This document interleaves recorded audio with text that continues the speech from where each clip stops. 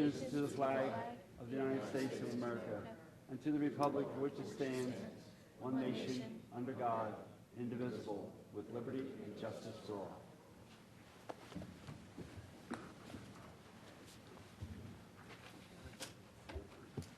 I want to give notice of an executive session preceding the Board of Commissioners meeting July 16th where legal and personnel matters and open space matters were discussed. All commissioners were present. I'd like to have a motion to approve the minutes. Move to approve the minutes for the Board of Commissioners meeting June 18, 2012. Okay. Commissioner comment? Second. Commissioner comment? Public comment? All those in favor? Aye. We will now have public participation. Just want to know, Commissioner Curley second that motion. They italicized it. It threw me off.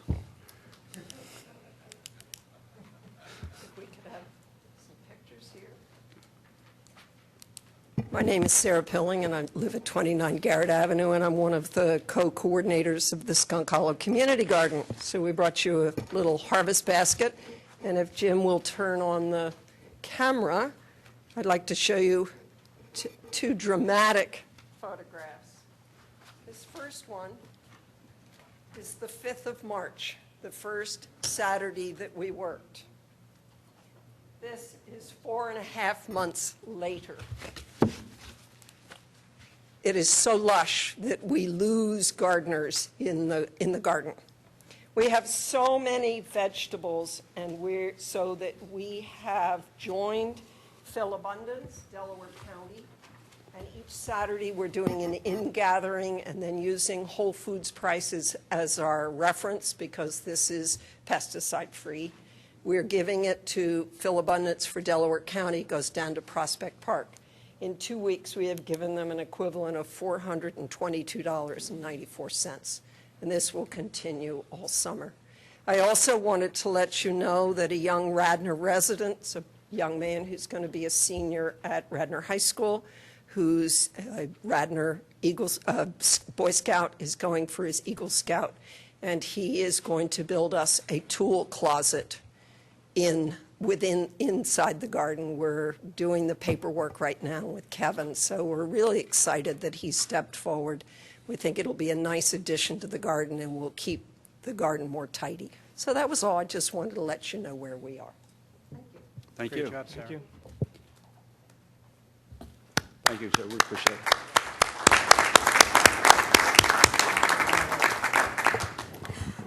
Roberta Winters, 326 Williams Road in Rosemont.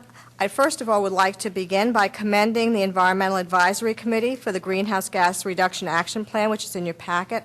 I think it's very important, and I know the members of the League of Women Voters have very strong position on climate change and with that gas reduction. So thank you. On a second note, I would like to speak tonight as a member of the League of Women Voters of Radnor Township. I would like to thank the Board of Commissioners for providing public comment and an opportunity for me to speak on behalf of the League. As you may know, the League of Women Voters has been a long-time advocate for land use planning at the state and local levels. Our members have been a part of this process in Radnor, and we continue to monitor and examine all activities in the township pertaining to zoning, planning, transfer, and acquisition of land. Based on our position, we support the protection of open space and recreational land and take action when appropriate. The mission of our existing land use and land use plan found in our current updated comprehensive plan of the township is to maintain the excellent quality of life in Radnor Township, preserving the community and its character, and accommodating additional development with strict adherence to sustainable design principles. To this end, we know Radnor has established numerous zoning districts with specific requirements for development. When a new development or use fails to meet these requirements, the owner goes before the zoning hearing board and requests a variance. For example, if you want to build a garage in a residential district and it does not meet a setback requirement, you go to the zoning hearing board, request a variance, and prove a hardship if one is not granted. If such a request for a variance is not granted, you have the right to appeal the decision to the Delaware County Courts. During recent months, the League has noted some changes in the usual mode of operation relative to land use planning and how related activities are being conducted. Last year, the Radnor Township engaged the services of a consulting firm to review the township's zoning and subdivision and land development codes with an intent on modernizing the codes. In the midst of this review, Villanova University has proposed an amendment to the Planned Institutional District Section 280-68 of the zoning code. If approved, this would add a new comprehensive integrated college development piece. Its provisions could be applicable to any college or university that requests this designation, as long as the acreage of said area is greater than 10 acres and less than 25 acres on one lot or contiguous lots. At tonight's meeting, the commissioners are again being asked to consider the introduction of two ordinances. The first would amend Section 280-86 to allow the installation of lights of any height associated with sports fields and recreation lighting in the public land use district. This would apply to township and school district-owned lands.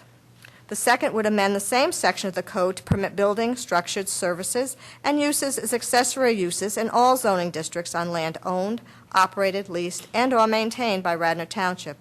This proposal could do away with existing impervious and building coverage limitations, area, quantity, and dimensional requirements, setbacks, natural resource protection, and buffer yards. If the township believes it needs to change the requirements in existing zoning ordinances and districts, the Radnor League of Women Voters urges the Commissioner to consider these changes within the context of the yet-to-be-completed consultant's recommendations on the zoning and subdivision codes.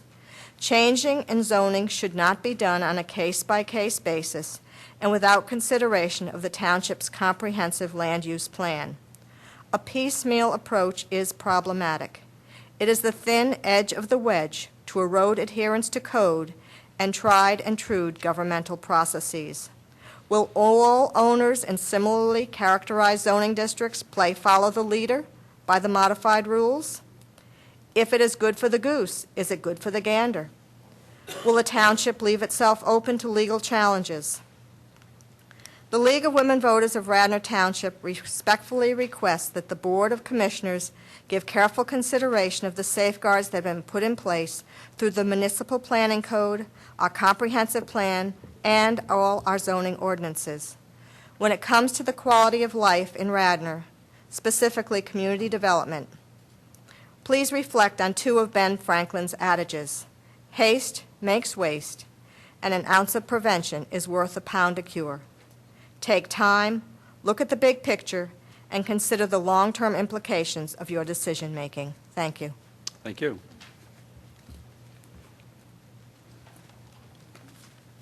Hi, Jim Schneller, Brinfield and St. David's.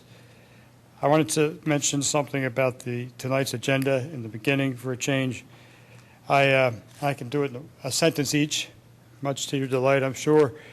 I wanted to personally object, and probably object on behalf of a lot of Radnor citizens, that the appointment of a township engineer seems possibly to be an employee of our current contractee, Gilmore and Associates. I have no complaints about Gilmore and Associates. However, I believe someone like an engineer should be appointed from a citizen pool, from an individual pool, in the interests of impartiality and lack of any connectivity that may lead to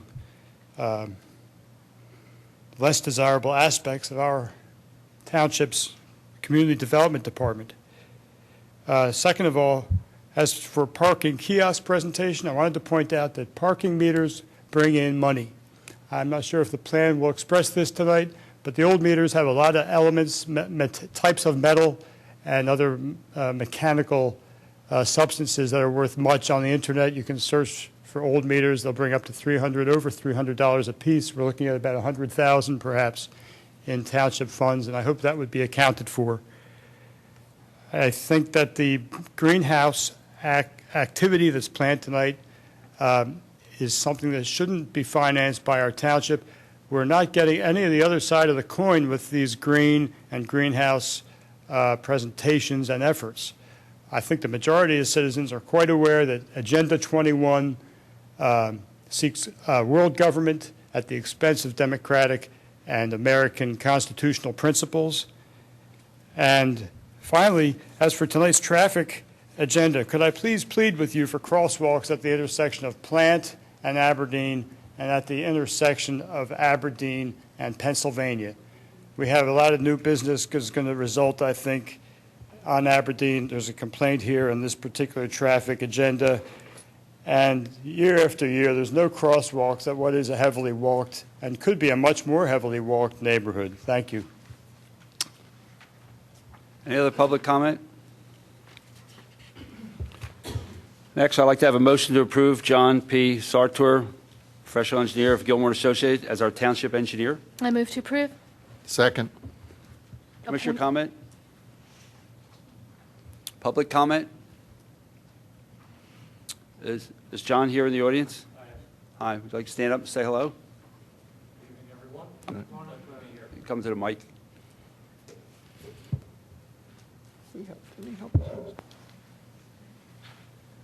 Good evening, members of council. It's my pleasure to be here before you tonight, and I thank you very much for the appointment. Well, you come very highly recommended by our township manager who interviewed you, and so we appreciate you going to work for Radnor Township. I will now call the vote. All those in favor? Aye. Aye. Opposed? Vote passes. Thank you You're very now much. officially, go get them. Thank you. Thank you. Appreciate it.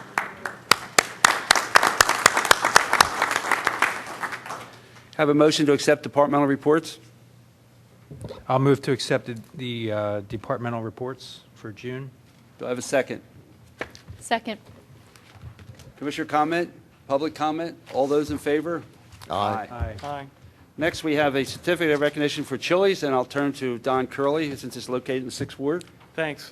We had the Chili's had a fire somewhat recently, and they rebuilt the Chili's, but we wanted some stormwater management because there were some issues associated with runoff into the back properties. So we went to Chili's and we just simply had a conversation with them about putting additional stormwater management in, and they agreed to put a sizable basin in the back, which will protect that row of properties that is adjacent to the back of the Chili's parking lot. So accordingly, we've prepared a little certificate of appreciation for them. Is there someone from Chili's here? Sir, if you would, I'll read this and then I'll come down and provide you the, it says, in recognition of the initiative taken to install additional stormwater management facilities that will help protect the community's health, safety, and welfare, and it's signed July 16th by the President of the Board on behalf of Radnor Township. So thank you very much.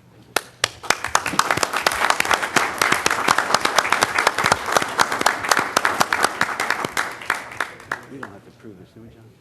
We don't have to make a motion. Thank you. We appreciate your going above and beyond. Now, I'd like to move item number N under Finance and Audit.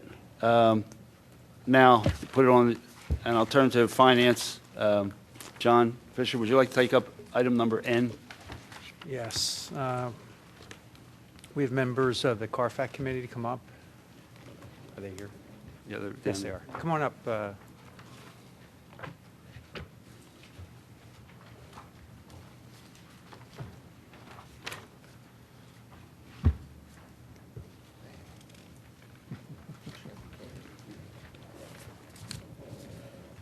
As two of the members of CARFAC, we recommend that Resolution 2012-89 be accepted by the commissioners. Do you have any comments you want to make about the process that you, just for the benefit of the public, because you guys are deep in it, living it, breathing it every week? It's Just talk quite about- different than in past years. For those who are not aware, we have been able, in working very closely with Bill, with Bob, the report was prepared. It is a clean opinion in accounting language, and the report is actually now up on the website, the CAFR. And so it was completed before June 30, which was the goal of the CARFAC group. Okay. And can you just maybe speak to your involvement in that process, just so we, the public understands some of the steps that you got involved in? And just as a matter of history, the township first formed the CB-FAC committee. I think that was in 2009. And then That committee concluded its work, and the CARFAC was formed. And the point is that with some of the issues that we had with the former manager, we felt that it was important to bring in a citizens group as another set of eyes to look at the finances of the township, and also an independent set of eyes. And that's why we were able to pull this committee together. And thankfully, the committee brings a lot of skill and knowledge in finance, accounting, and business to this task.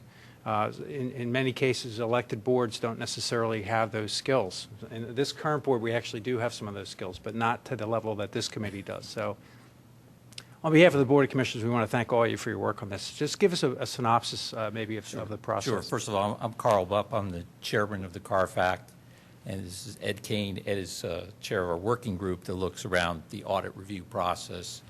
And the CARFAC was formed in July, and we were kind of looking at the 2011 audit. We worked with the auditors to look at the work plan, make sure that what the township staff went through followed that work plan, addressing a number of issues that have been raised in previous audits. There was a significant reduction in the number of material weaknesses, significant deficiencies, and deficiencies identified in this year's audit. Very positive movement. We're not opining on the financials themselves, but what we're doing is that there was a process in place. It was followed. The auditors did their work and did, a full and complete audit. And we're recommending that the Board of Commissioners accept this audit report to bring the audit process to a conclusion here. Okay, thank you. Any other questions from the board? No, thank you. We appreciate all the work that you've done. Yeah. Thank you. Thank you. Yeah, thank you to and the rest of the committee members for all their hard work on this. Mr. Commissioner, if I could, real Yes, briefly, Bill. at the same time, I'd like to echo the sentiments, thanking each of the members of CARFAC for their involvement, the level of expertise and professionalism that they bring to all these processes has been a tremendous help. As Carl mentioned, they were formed in July of 11 and started paying immediate dividends in their involvement in helping us out, identifying some key areas for improvement, and working on those audit comments. So each of the members of CARFAC should be commended for the work that they do and continue to do. There's still there's ongoing projects, and we continue to make strides. So I, too, would like to thank them for their involvement in this process and all the other processes as well. Included, what's specifically mentioned in the resolution tonight are the independent auditor's report, as well as the audited financial statements. Both of those are included in the 2011 Comprehensive Annual Financial Report, which is now published and available online. So if anybody's interested, please go to the website and download it. It is a comprehensive look at the township's financial picture as it was on December 31st of 2011. And by doing a CAFR, which is the acronym for Comprehensive Annual Financial Report, there's a couple additional sections to it that are helpful. There's a 10-year statistical analysis on a lot of the major areas of the township, as well as letter of transmittal. And it just goes into a lot more detail about where the township's at financially. So in addition to thanking the CARFAC members, I would be remiss if I also didn't thank Mr. Bob Tate, who's to my left, as well as the other members of the Finance Department for their efforts in putting this together, and all of the department heads, because they each share in assembling the information and working together to put something like this together. So we're very proud of the document itself, and we're also very thankful to the CARFAC for their assistance as well. Okay, thank you. Thanks, Bill. Thank you. And on behalf of the board, we want to thank you all for that involvement in the CAFR, because it's been a couple years since we've done a CAFR, and for the public's knowledge, the CAFR helps us get better bond ratings. It just gives us more reporting, more transparency, more clarity on our financials. It's very helpful. So thank you to all of you. So I'll move Resolution 2012-89 to accept the 2011 Independent Auditor's Report and audited financial statements, both of which are included in the 2011 Comprehensive Annual Financial Report as recommended by the CARFAC. Second. Commissioner comment? Public comment?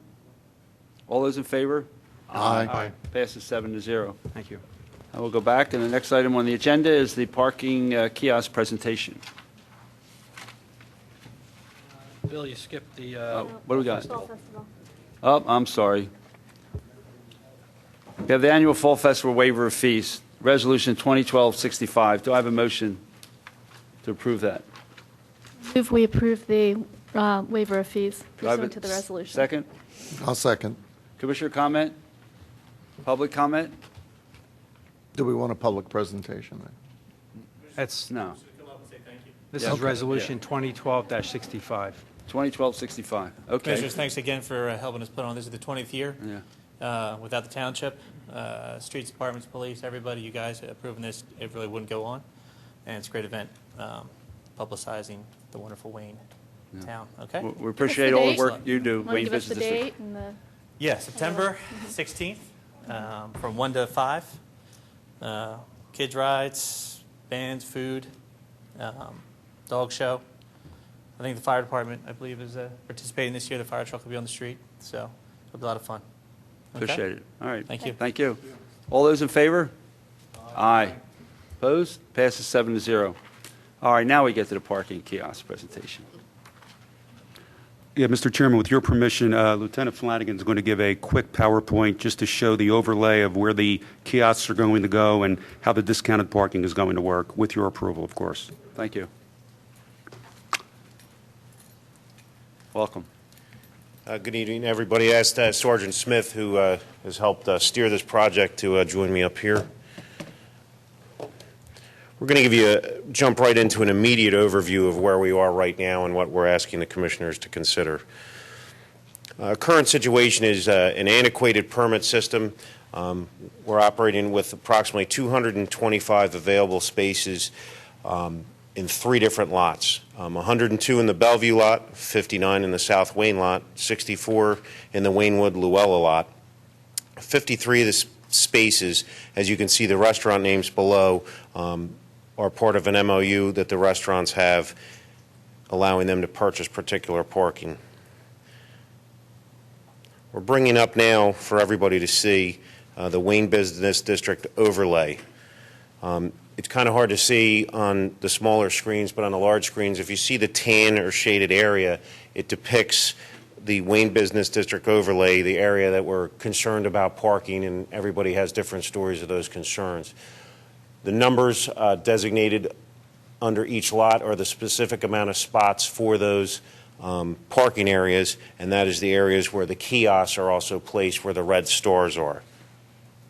Our current parking goals for 2012 is to maximize the efficient use of municipal parking lots in Wayne, increase 10-hour parking in the Wayne Business District overlay, assist visitors to the Wayne area by providing them with close, short-term parking, create a positive partnership with all the businesses, employees, and residents within the WBOD, increase discounted parking options with our business district. We met with the business community. There's been multiple meetings, some real quick, some very long, some with spirited discussion, and these are some of the business community ideas that we're trying to steer together in this partnership. Meetings occur with the WBA and Radnor Township to discuss various issues. Survey is completed by the WBA, listing a general need of 286 spots daily. The WBA states that over 538 staff/residents may want to purchase discounted parking in the new 10-hour parking zone, and the WBA very nicely completed this survey for us. The WBA requests that all interested parties within the WBOD that display a pay stub, lease, letter be able to purchase discounted parking. And just so you know, we used to have specific permits that were not turned over. So there's people, George, over 10 years waiting for a chance to get the permit. This is changing that concept. There are some issues with discounted parking in the wishes of the business district, and we want to put them out there so everybody's aware. This will be a first come, first serve availability only for those lots. Once that lot is full, a customer will have to use normal meters at regular price. The individual who is purchasing the discounted parking will have to come to the township with that proper identification we just talked about. It'll be only able to purchase 1 year's worth of discount parking can be purchased at a time. This will be for 300 days of discounted parking, and basically we took a year, subtracted the Sundays and some of the holidays coming up with that. Purchases will be biannual or annual only. Bundles will be sold And if you look at these numbers, for $300, you'll obtain a card that will cover you for $1,500, which is basically 1 full year of parking, including the Saturdays. Or $750 worth of value, you'll purchase for $150, which will give you approximately 6 months of value on those cards. And then there's a pass-through cost of approximately $5.50 a card. That's what we have to pay to get those cards in the door. So what that means is if you come in here, you'll pay for that, and you'll have $1,500 worth of value within your cards. When you go to the kiosk, it doesn't know that it's a discounted card. The exchange will happen here, and then they will pay regular value for that. And Sergeant Smith can go over how the kiosk works and some of its real improved features over the way we park right now. So do the cards expire if you don't use the money at the end of the 12 months? No. So It's a magnetic card, it holds a dollar amount. So if you purchase the $1,500 full year value and you don't use it, it'll spill into the next year. It will spill into the next year, so it does not expire. There is no expiration on that. Okay. The direction we need now is, as we move forward, we've had multiple meetings, we've pulled all the ideas together. The Radnor commissioners consider a final kiosk plan in July, which we're here. Sergeant George Smith activates the state-of-the-art kiosk system for Radnor Township as soon as we get permission from the board. A volume amount of discounted cards for the kiosk will have to be ordered with a 4 to 6 week delivery. We kind of changed directions. We had a limited amount that we were going to sell, which created a huge amount of concern from various representatives within the WBOD. After meeting and Mr. Zinkowski's direction, Chief Colarulo's, we've come up with a plan that we want everybody to take an opportunity and use this and manage the parking. With that, we have to make an investment of a larger amount of cards that were ordered. So we will need a 4 to 6 weeks once we get approval to order that. And it's approximately $20,000 to $30,000 card order at that roughly $5.50 per card cost. And then we can implement this to the parking and the sales to all the people who would be eligible for it. We would like to start turning on the kiosk system with the commissioner's approval as soon as possible, basically in a 3-week stage process, 1 lot each week, so that we can have staff out there to assist various residents, visitors, and business people on how to use the new kiosk system, because obviously it is very different. The WBOD will be notified when the volume cards arrive and purchase is available, which will be set up right here in the township. And again, we just state that the parking spaces aren't guaranteed. So if they had a card, all the lots were full, they would have to go park in one of the regular metered spots if it was full. Here's a general picture. Our kiosks are installed. They are ready to go in service. Sergeant Smith has taken care of that with due diligence. Delaware County has inspected the meters to make sure that they're validated. They're all certified as of right now in preparation for your approval. And just in closing, Chief Colarulo, Township Manager Zinkowski, for the support needed to start this kiosk program. Chris Todd and Diane Jorley have really assisted us getting the message out to the community, and they did a very lengthy survey. They did a lot of legwork, and we're very appreciative of that, and also all the WBA members who came to the meetings and gave support, and my partner here, Sergeant Smith, for coming up with this brand new concept.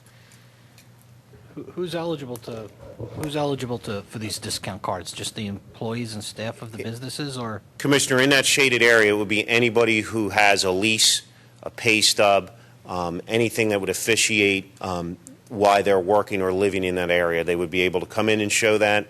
I guess if there's a question, one of the command staff here would have to make a decision if there's a question, but it should be generally simple, and they would be able to purchase those cards. So if you are a homeowner residing in the Wayne Business Overlay District, you can get a discounted card? Yes, if it was in that district, yes. Anybody, we did not want to leave anybody out. I have a couple questions. So the point of this program is to get our longer-term parking users to park in these satellite lots and open up the closer parking for shoppers and short-term users, right? That is absolutely correct. And right now, those satellite the satellite lots are underutilized. I mean, I just observed that. I don't know if it's true. At least the South Wayne is So always South half Wayne empty. is usually less than half full. Anybody Right. could drive by there, make their own opinion. The other lots have more use. The Bellevue parking lot walk is currently very full because right now there's no charge for anything. We never had meters in that lot. It's often referred to as the AT&T lot as a nickname. We did change that. So that lot is very full right now, but we anticipate some movement, and that's the whole goal, is to pull from the storefront parking and allow more short-term parking for people. So the people who had permits before, who were parking in Bellevue or Luella, and not so much on South Wayne, they will now be able to get a discount card and use any of those three at that discounted rate. Yeah, in 2012, we did not issue any permits. We are acknowledging those permits as far as enforcement right now, but they have not had to pay for this year. So we can, in our opinion, we can turn it on because they haven't had to pay up until this point. And they will also all be eligible to obtain discounted parking. And has it been our experience that that employees or long-term parkers or residents who had permits were actually using the meter parking anyway because it was closer and easier? Or Yes, we believe that some people just use the closest parking for various reasons. It may meter feed and other things. And again, that South Wayne lot is a nice, large lot, very close in many different locations, and we want to fill that up with 10-hour parking. We did not have 10-hour parking in that lot, so we're hoping to incentivize the business owners or workers to come and utilize that for the long-term parking, thus increasing their ability to their business or ease of access to Wayne. Now, I know you already addressed this in some of your prior meetings, but frankly, I can't remember what the answer was, so I'm sorry to make you repeat it. But if an employee or a employer has several short, very part-time, like waitresses and waiters or retail workers at the Gap or whatnot, and they only work one shift a week, can they share a parking permit, or can the employer, I mean, it might not be worth $300 for somebody who has one shift a week to invest in this? I mean, is there some way that those permits are those discounted cards are going to work in that situation? Those cards would work for anybody. Okay. What we care about is when they come into the police department or the township building, that they have identification, identifies them as one of the people that needs parking in that location. What they do with it after this transaction of sale is up to them.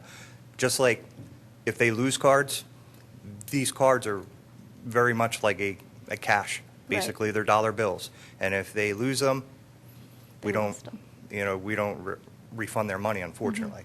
So if I take it and gave it to you, you could use it. Are you going to keep records of who buys them and how often? Yes. The maximum you're going to be allowed to do is 1 year's worth. John Doe comes in, John Doe gets 1,000. The serial number of the cards will be John recorded. Doe comes in this week, buys it, says, hey, next month I lost it. John Doe is out of He's out of luck. money, but what he could have done is sold it to Yeah, somebody. John Doe is out of luck, unfortunately. So will he be able to buy a replacement? He will not. So he's allowed to buy one card per $1,500 day. for the 1 year is the maximum he's going to have. Do you have an estimate on the net cost? Will this be a positive or negative on revenues? Well, the pass-through cost is it's going to be 100% pass-through. So any of the cards, the values are going to be passed through. So that's the only. Right, but are we going to see less revenue or more revenue from this? Do you have an expectation on that? We anticipate there's going to be a push, unfortunately, because we're anticipating a higher occupancy rate, and with the discount that's being offered, that's going to bring it down. So we're going to find an equilibrium somewhere within there. But with the higher occupancy in these satellite locations, we anticipate higher revenues on North Wayne Avenue, Lancaster Avenue, because the turnover is going to be there for the shoppers coming through, as opposed to people just working, coming out and occasionally feeding the meters. Where we may experience a shortfall is the enforcement action. Since we're now giving people an alternative for parking, for long-term parking, our enforcement may come down. So that's where I think we're going to see an impact. Very good. The organizations that currently have permits, will they be required to participate in this? Because if they're not required to participate and they don't have to pay a permit, then essentially they would get the parking for free when currently they're not getting the parking for free. Those that are required by permit, by ordinance, are required to purchase the cards, just like the lieutenant's slide deck showed. There have been cards set aside for the restaurants that are mandated to have them. Very good. And then my two next questions are about the physical unit itself. Will this have the capability to interface via the web? I know that's a current movement in this field where you can actually, if you're running late, you can you A can pay by cell phone kind of pay by thing. cell We do not phone? have that technology integrated right now with it. We can monitor each of the systems via the internet. So then you do get that enforcement benefit. You could have the person checking the meter doesn't have to physically walk and see. They can look at a display, and then they can go directly to the... No, that's not correct for this one. What's going to happen is these are pay and display kiosks. When you pay, no matter what you choose to pay, it will print out a receipt that needs to be put into the So it's the still a dashboard. physical inspection of the receipt on the dashboard? Yes, yes. Very good, thank you. Is just want to clarify on the slide you have up here, it says all the WBA members with their input and support. Does that mean the WBA supports this, or do they just support your efforts? Commissioner, if I could just speak real quickly. The WBA has been intimately involved with us, working with us, and they had a lot of good ideas. We actually changed some of our strategies based on their concerns and recommendations. We originally were going to limit the number of discounted cards and make it first come, first serve, and cap it. They showed us data which showed that that wasn't the proper way of doing it. So I think I could speak for them saying that they support this initiative wholeheartedly.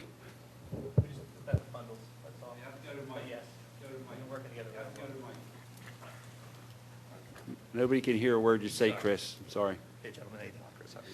We have been working together very well.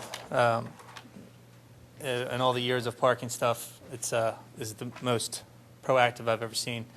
The whole system is great. The one thing at our last meeting we discussed was how you sell the bundle packages. I think one of the whole process is to simplify, make it easier on the township and the police to enforce and not to deal with permits and that kind of stuff. And the last thing that I see being significantly confusing are selling in bundles. I think, number one, it's going to, at the end of the year, and the whole time it's been an open discussion is that we'll constantly go back to this and make sure it's working right. So if something's not working at the end of the year, we'll fix it. The one thing I think for the first year that we really need to see is how many people actually participate in this, and that's employees, tenants, merchants. And if we sell them in bundles, we're not going to get an accurate count. And I think also from us, not all employees, talking to a lot of people, not all employees can afford or need to buy $300. So just like you come and pay for a parking ticket anytime, we think somebody should be able to come and buy a $100 value discount card at one time, which I think the value is going to be, what, $20, something like that, whatever the discount comes. So when they come out, then they come back and purchase another one. And it opens up a lot of questions with employers that have 8 people or 5 people or 35 people. It opens a lot where we can actually police it ourselves, take responsibility. So if somebody's leaving, one of those things, you can either sign a contract, you don't get your last check till you hand that in, if an employer's paying for it. Most employers want to buy parking for their employees. So they have somewhere to park, at a discounted rate. Lost my train of thought. Anyway, I just think you'd have a better count at the end of the year. I don't think you'd have to go through the process of worrying about if when this ticket runs out, does John Doe, is he allowed to buy it again? Just sell it to him. This is cash up front for you guys. So $20 is $20 or whatever the price is. I know we've talked about the cost effects it might have, but I think the biggest, if those 3 lots are full every day, Monday through Saturday, consistently, I think, and it's all with discounted parking, I think one of the biggest problems we're starting to solve with employee parking, moving them away from the main spots. Just to be clear, you come in, you buy, you can get a discount for a year, but if I only wanted to buy $20 worth, I could walk in and buy a card for No. full value. Only if or you at work the, in the or at the Wayne machine. Business Overlay District. You can't buy the discount at the machine. No, I understand. But not, I'm saying at face value, I can get a Yes. card, but I can't get the Exactly. discount. If somebody from Wayne that doesn't work or reside in the Wayne Business Overlay District can come in at any time to the police department and buy a regularly priced card, just as a novelty to have it, so it's Chris, easy to swipe. if, I think his question is, he doesn't work in the Wayne Business Overlay District, and he doesn't live there. He cannot buy one of these discounted cards. Not a But I discounted can- card, right, but I you can can buy a regular a card, kiosk card keep it in at my full car, value. and anytime I want to park up there, Which instead of gets me having to to pull my money next out, I can just question. The numbers Lieutenant, the numbers in your presentation indicate that Wayne Business Association seeks 538 spaces in the 3 lots. What accommodation have we made for other people, the residents and the visitors to the township, to Wayne? Where are they going to park if 538 spaces are absorbed by Wayne Business Association? Well, Commissioner, if I could address that first, please, Yeah, Chris. Not all 538 will be there at the same time. And what our hope is to put them in the lots and have the meters open for the visitors and the patrons. That would be the reason. But as was in the past with the permits were oversold as well. But we don't anticipate all 538 being needed all at once. So am I correct that the meters that we have now all over Wayne are staying? Yes. We're not taking them out. That's correct, Commissioner, except for those lots, and I wanted to address what Jim Schneller asked. The meter heads that are going to be removed from those lots, they'll be used at other locations when meters go bad, but the meters along Wayne Avenue and everything, they're staying. It's only the meters that are in the existing lots that are being removed, and the kiosks will replace those meters. So if I'm a visitor from out of town and all the meters are taken, all the spaces are taken on North Wayne Avenue, I can go to one of these remote lots. Yes. But I have to have a prepaid card. No, sir. The card will, the kiosk will take cash, it'll take credit cards, or it'll take these prepaid cards, kind of like a Wawa gift card, Okay. same principle. Next series of questions. Who's paying for the kiosks? Mr. Chairman? Mr. Chairman, if I may, that was money that was paid for on the money we did not transfer to the trust. So it was paid for out of there. The township used that money, which in the past there was a money that was transferred to the enhancement trust.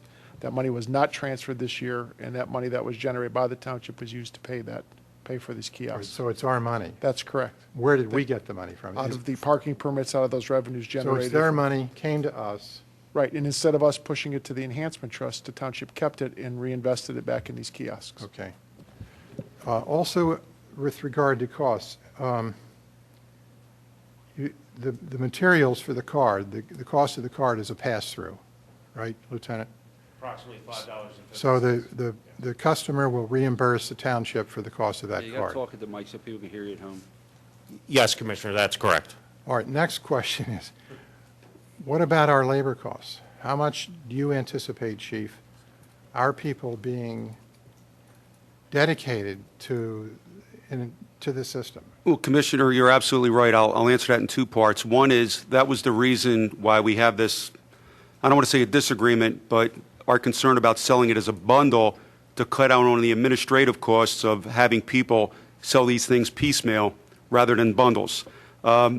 Also, we're going to come with a proposal in August that we are creating a parking unit within our department. We're going to bring that up to the Board of Commissioners for your approval and recommendation because this is going to be exhaustive as far as personnel.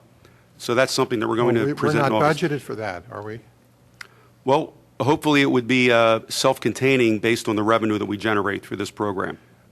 Mr. Chairman, if I may, the money is budgeted. It's actually setting an authority up to where, as I believe under the comprehensive plan calls out for actually the creation of this authority.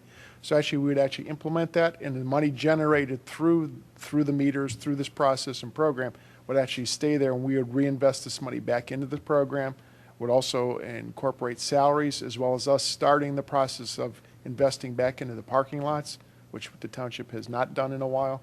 So actually, But Bob, currently, the money we're getting from meters is going to some use within, to cover matters in our budget. Am I right on that? That's correct. So now you have a new burden being placed on the township, and there's no free money here. Well, yeah, maybe perhaps the missing piece is that currently we do have resources allocated towards the collection of the revenues now from the meters. We have someone who's out there. I think that obviously we have to go through the internal process of posting the position. But the intention of creating the position and the authority is that it's expense neutral, basically reallocating resources to a more directive effort relating to the traffic. So at the end of the day, the numbers that I've seen so far, it doesn't appear as though the program is going to have a significant impact on our bottom line. It's just redirecting resources from where they're currently at. You use the term authority. What are you referring to? I'm referring to the parking authority that Chief Colorado mentioned a moment ago. I'm sorry, it's my It's something that Philadelphia we're gonna- roots. They call it the parking authority in Philadelphia.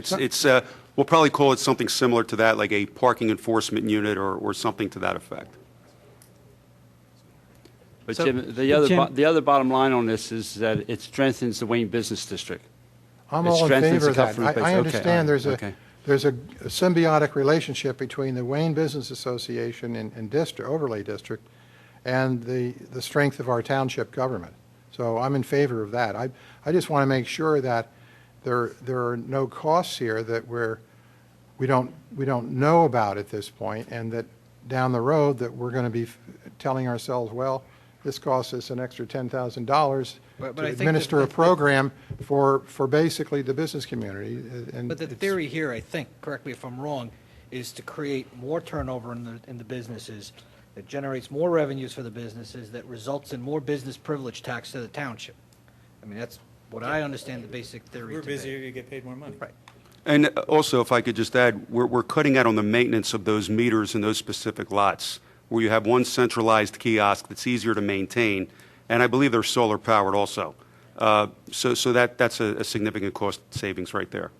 And usually most people will over-purchase the amount of parking they need for the fear that they don't want their meter to expire, and this gives them that advantage. They don't have to run back every 2 hours to put quarters in the meter. Are we responsible for the maintenance, or is there some sort of company that comes and maintains them? Because let me tell you something, in Philadelphia, half of them are always broken.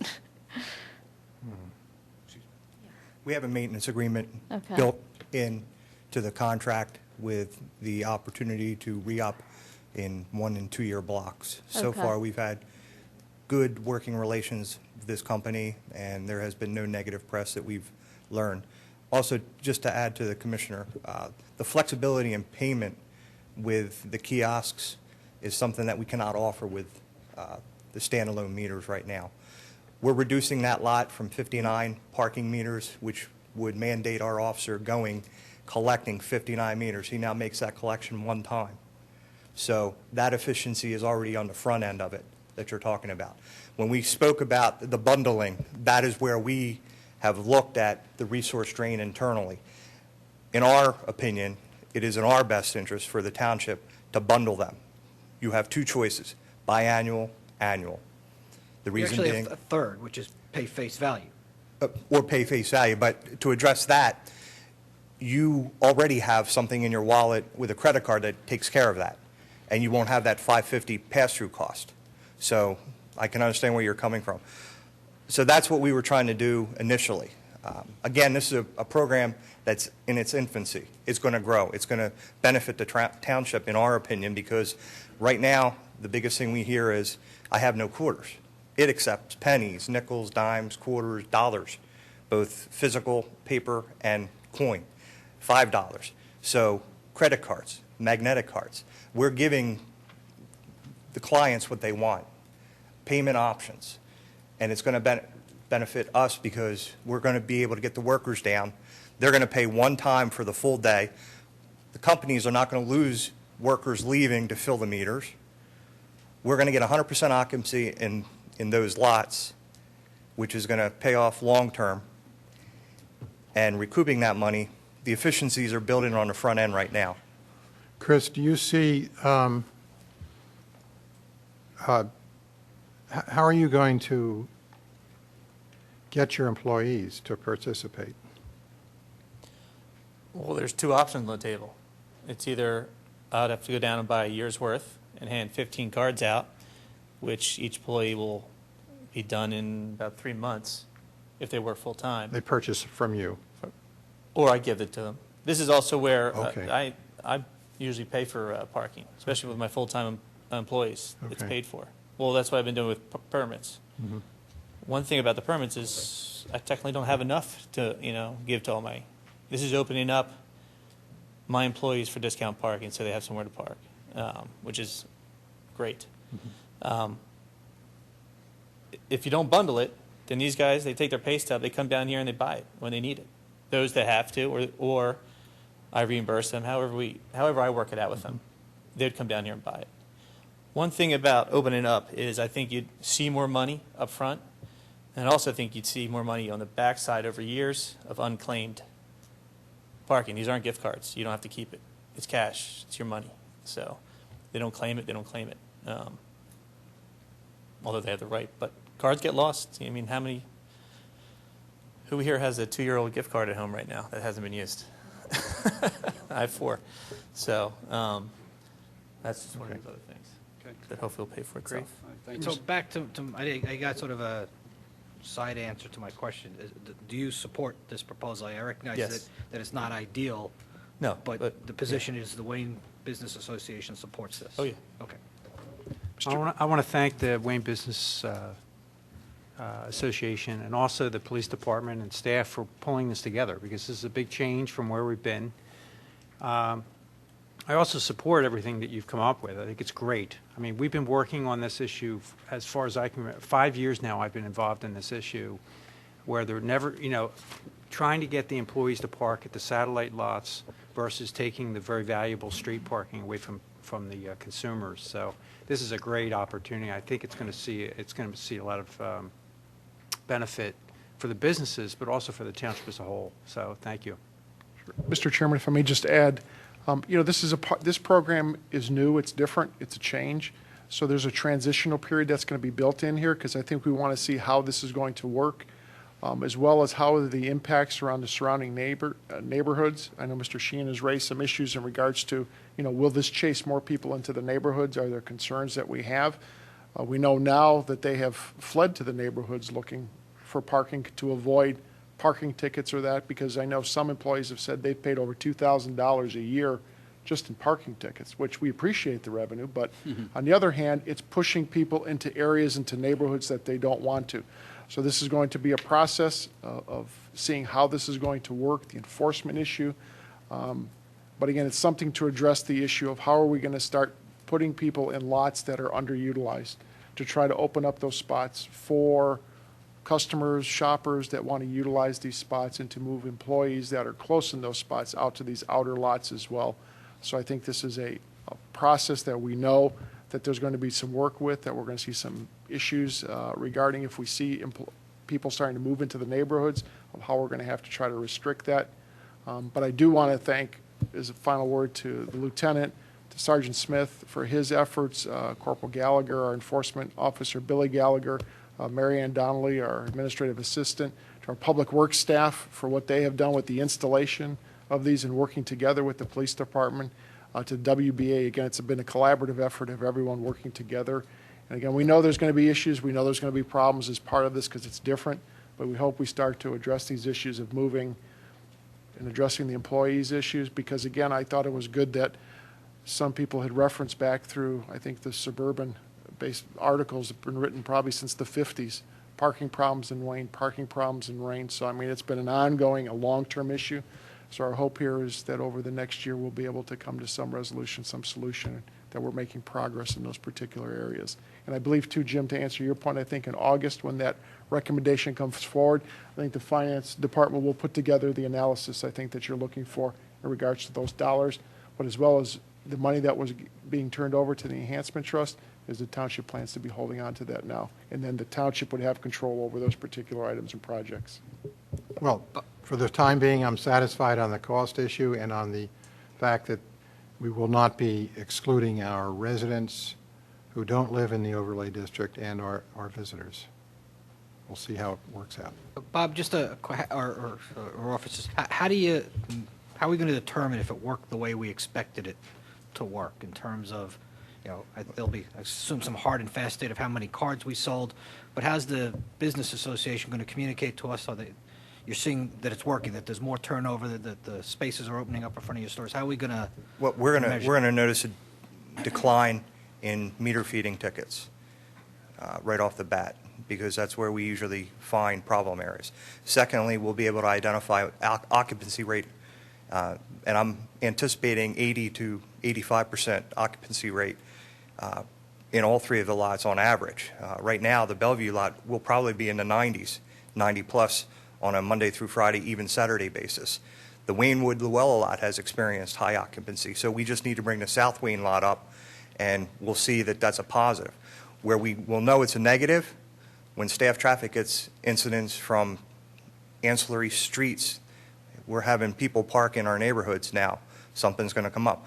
We have a very active neighborhood around the Wayne Business Association that knows when something's not right.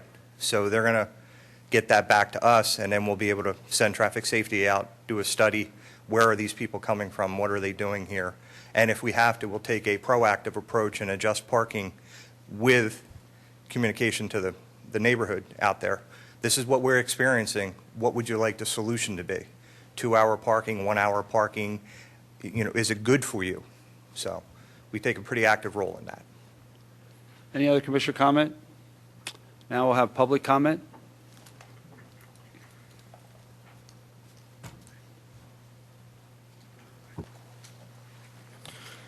Good evening. My name is John Sheehan. I live at 409 Windsor Avenue. Windsor Avenue starts basically right next to the Wawa restaurant and proceeds west from there.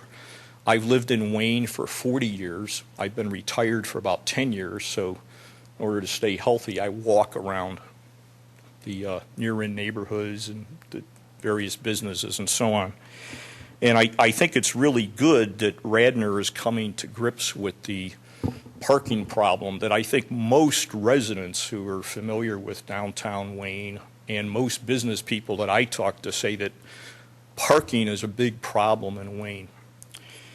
I'm opposed to what I believe is an unintended consequence of the kiosk program. And I'll give you the specifics on that. Using the Bellevue lot as an example. It's the one I'm the closest to, where I live closest to. It has 102 spaces. The number of permits issued for those spaces is somewhere between 200 and 300, I believe. Up until the last few months when the Bellevue lot, where the permit parking wasn't enforced, thereby people could park there for free. Prior to that, when the permit parking was enforced, generally during the daytime, that lot was pretty much filled to capacity. So here's what I see as the problem. And by the way, it was filled to capacity with employees and other business-related people. So we're starting with a full parking lot filled with employees. But we're going to add to the demand on that parking lot by, first of all, we've already invited the employees of White Dog Cafe, roughly 30 employees, to park in that lot as a condition of a settlement agreement with the township. I guess they could park in the other lots as well, but it's the closest to White Dog. So we're adding a demand on the 102 spaces by roughly 30 from White Dog.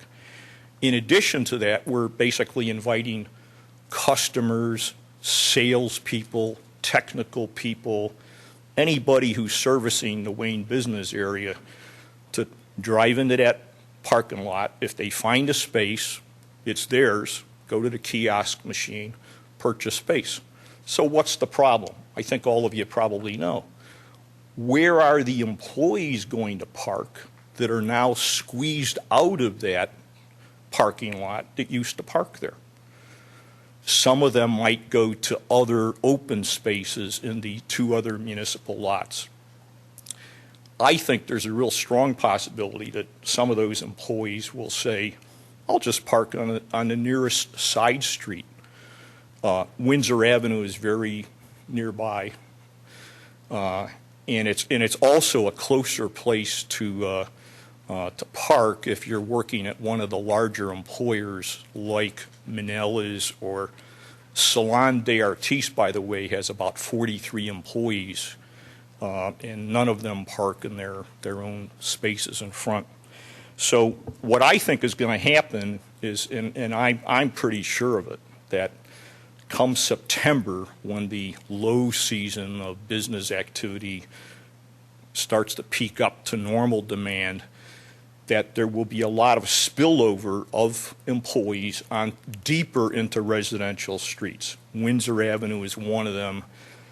Windsor Avenue, by the way, is one of the few streets that I think is relatively uncluttered as far as commercial vehicles. And part of it is because we've talked to the employees, we've talked to employers, but I think that's a likely effect. What to do about the problem? Generally, I like the businesses in Wayne. I'm a customer of most of them. What I would do is to say, don't make a already bad situation worse than it is. The bad situation being the degree of intrusion into these residential neighborhoods. Just one little example, Farm Road. It's adjacent to Windsor Avenue. When Manella's Diner tore down their building, expanded, and added many, many more seats to their restaurant, and while they did that, reduced the parking spaces in their parking lot to barely comply with the code. New restaurant opened that, by the way, their development plan said was only going to have 7 employees. New restaurant opened that has 22 employees, and the owner tells the employees, you can't park in our parking lot. Where should we park? He said, park on Farm Road. So they did. They parked on Farm Road beginning at 7:30 in the morning, going to about 10:30 at night, Monday through Friday, and a good part of Saturday. Residents on Farm Road really disturbed by it. They started going to traffic committee meetings. I went with them. They had a meeting with the then township manager, the then solicitor, and the basic conclusion was, well, it's legal parking. If there's no restriction, anybody can park there as long as they want it, so long as it's the right kind of a vehicle, I guess. So they did. About 2.5 years later, the residents finally said, well, we've got to do something, so they petitioned the township to enact restrictive parking. And what happened was one side of Farm Road, because it was narrow, was made no parking anytime. The other side was made permit parking. So here's how I see this in a nutshell. The employees currently permit parking in the municipal lots are going to no longer have permits. The residents who live on some of the streets where some of those employees are going to be parked, they're the ones who are going to need the permits to park in front of their own homes. It's a residential area. I'd say that it's not as residential as it used to be when that condition happens. Should they get a tax relief because it's starting to look a little like Manayunk side streets with cars parked all the time? So what I'd say to begin with, unless there's a way of guaranteeing that no additional spillover will show up on those residential side streets, I'd say stop now and come up with a better plan. I think it's totally predictable more employees are going to be on those streets. What's another solution from preventing the problem from getting worse? Or how did we get to the situation we are today? I think the way we got there is Radnor already has a zoning ordinance, I think it's section 280, that says for each type of business, the business is required to supply a certain amount of off-street parking. Using restaurants as an example because it seems like the main generator of the requirement for parking demand. A restaurant's required to supply one parking space for each 3 seats and 1 space for each 2 employees. Those ratios were in the code, from what I can tell, beginning in the year 1960. In the year 1960, the per capita amount of cars per population, per person, was 0.4. 4/10 of a car for every person in the United States. In the year 2000, the 0.4 turned into 0.8.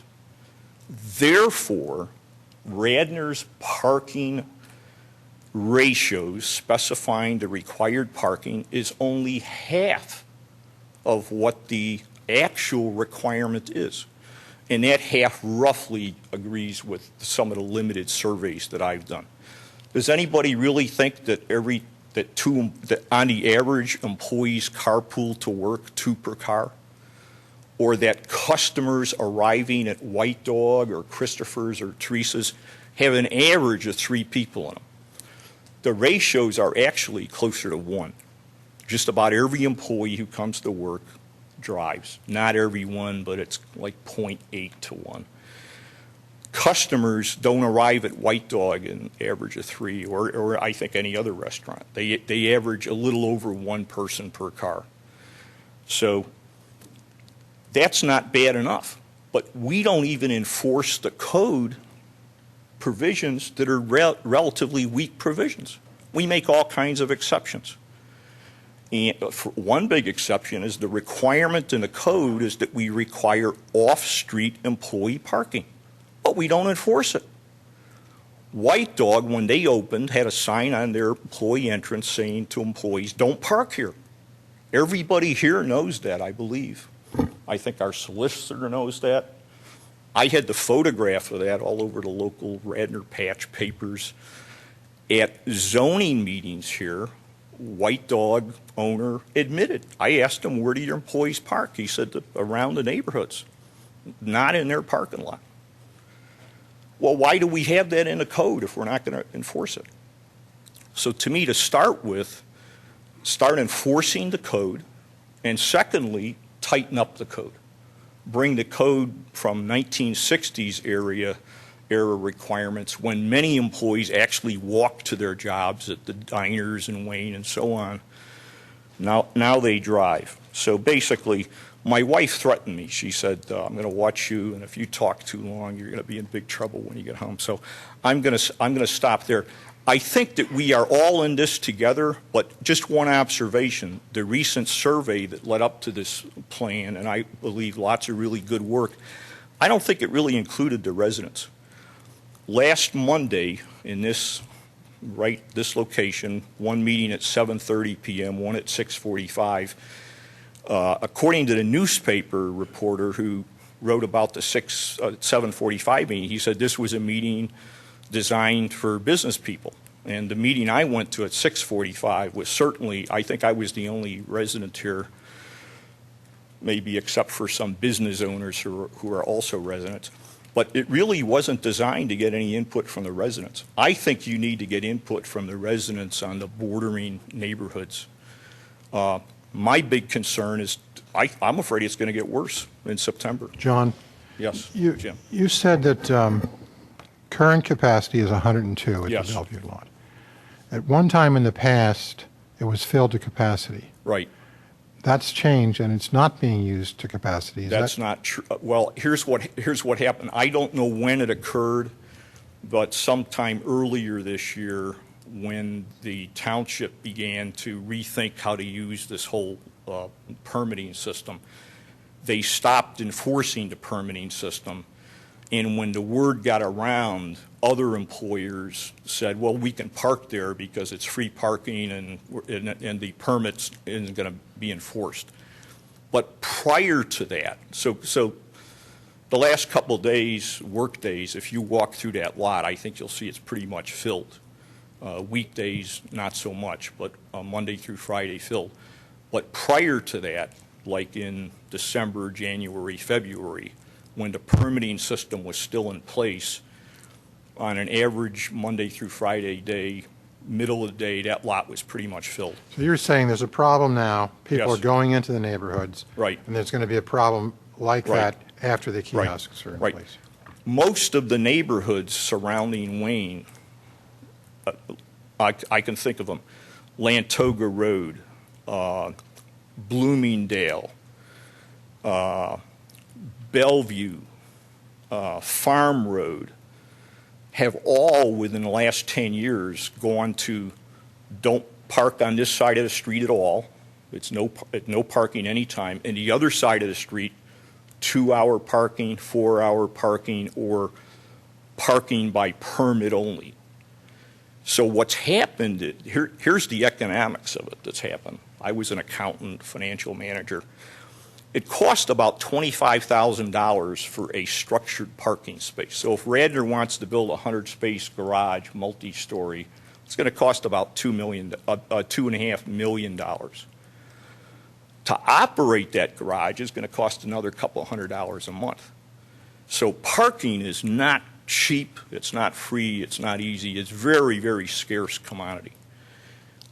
What's happened in Wayne is that the residents have largely filled up the deficit in demand for the parking that exists by either having employee cars parked in front of their homes or not having to require restrictive parking in front of their own homes to the degree that they can't park there themselves.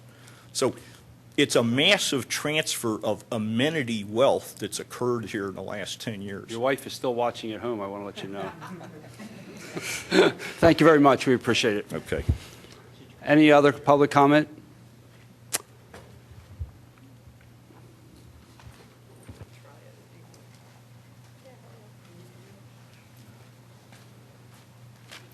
It's going to be short. Hi, I'm Janet Walheim, 324 Harbison Road.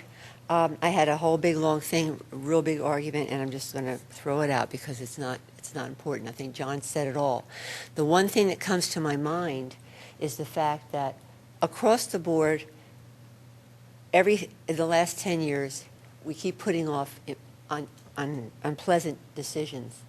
We're right now in the situation. I have no problem with the kiosk. I think a kiosk is a good idea. But the plan to use it is what's up in the air. I've heard all night tonight about the business association and all the contacts with the business association. There's never been any meetings with the residents. Nothing's been offered in the way of conferring with the residents. We may have some good ideas, but I'm just urging you simply tonight to table this for a month or so and open up some dialogue and allow us some thoughts about this thing as opposed to saying, okay, let's go. The time to make some of the plans that Bob Zinkowski said, we'll take care of it. We don't have a good history always of taking care of it, and the residents are paying the price. And I think that you owe it to the residents. If they don't show up, tough luck. But if we could get them to show up, listen to us and hear what we have to say, and maybe some compromise can come out of this. Thank you. Any other comment? Again, staff, thank you for the presentation, and we look forward to continuing discussion about this and moving forward. Thank you. All right, we're in the committee reports, public safety. Mr. Greenhouse we got- gas. Oh, greenhouse gas. You've been sitting here all night. Oh, my gosh. Presentation on greenhouse gas action plan presented by the EAC. Thank you Great. for your patience. Thank you for having us here tonight. I'm Brenda Gotanda, and I serve as chair of the Radnor Township Environmental Advisory Council. And with me tonight are EAC members Josh Hilbert, who serves as vice chair, and Sloan Walker. And we're here to present you with the Greenhouse Gas Action Plan on behalf of the entire EAC. The EAC developed this at the request of the Board of Commissioners for Radnor Township after having completed a greenhouse gas emissions inventory. We sent this action plan to the commissioners and to the township manager earlier this year for reviewing consideration. Tonight, we're here to provide you with a brief update on developments and seek your support for our proposed next steps. Sloan and Josh are going to give you a very brief overview of the action plan and present our proposals for next steps. So we'd be happy to answer any questions that you may have, and I'm going to turn it over to Josh and Sloan right now. Thanks. Thank you. Thanks, Brenda. We have the greenhouse gas reduction action plan completed, and we're going to have it on the Radnor green page of the Radnor website for everybody to take a look at. And instead of going over the entire document tonight, I figured what I would do is I'd put the table of contents up on the screen and just tell you a quick background about how we came up with the action plan. And we developed the action plan after interviews with township officials, also after reviewing action plans of local neighboring townships, and during EAC meetings, brainstorming during EAC meetings where we had the public invited to collaborate, we came up with these 15 items up on the screen here. Excuse me. The goal of the action plan is energy use reduction. The idea being that the less energy you use, the less greenhouse gas emissions you emit. Another benefit to energy use reduction is the possible mitigation of the costs of those energies, to purchase those energies. I'm going to turn it over to Sloan now, who's going to talk about how we get this implemented. Thanks, Josh. So as you can see from the from the table of contents, the action plan contains a lot of, we think, exciting ideas. The question is, how do we make them happen? The EAC is not in a position to get down into all the details and figure out exactly what's going to work for Radnor. We support the formation of a green team made up of existing township employees and staff from the areas that affect the environment, such as public works. The green team would review the action plan in detail and figure out what works for the township. What are the priorities? What should the sequencing be? We view the action plan as really a starting point, sort of brainstorms from folks who have looked at this, have looked at other townships' plans, but it's not the final word. We know there'll be great ideas that come from the public, from the board, from the township staff. So we see it as a starting point. The EAC would like to offer to work with the green team to serve as a sounding board, to help out researching, if needed, ideas. So we offer ourselves as partners to the green team. We'd like to thank the board for taking the time to go through the action plan, which is fairly detailed. Several of you have sat down with us and asked questions, so we appreciate the time. We appreciate the time of the township staff, particularly Bob, who also reviewed it with us and gave us some great feedback, so thank you. We do have a draft of a resolution that we'd like to show the board, which it's two parts. The first part supports the action plan. The second part supports the creation of a green team. We understand that the board may need to review, consider, and it's a draft, so maybe it needs to be amended and perhaps vote on it at a later meeting. But with that, thank you, and happy to take any questions. Thank you. So, Commissioner, comment? Sure, a couple questions. Are you, Bob, has somebody from staff been identified as a liaison to help with the sort of the practical aspects of implementing the plan? Yes, Melissa Kahn will be taking the point on that and be working along with Steve Norsini. Very good. And we will create other staff members to be part of that team. Because Bob, you're in support of creating the green team, correct? Absolutely. And just want to recognize the EAC. They've put a tremendous amount of time and effort into this plan, which is, again, demonstrates the talent that we have in this township and the commitment that they had. And really, they should be commended for their hard work and effort. It's a very impressive plan. Thank you.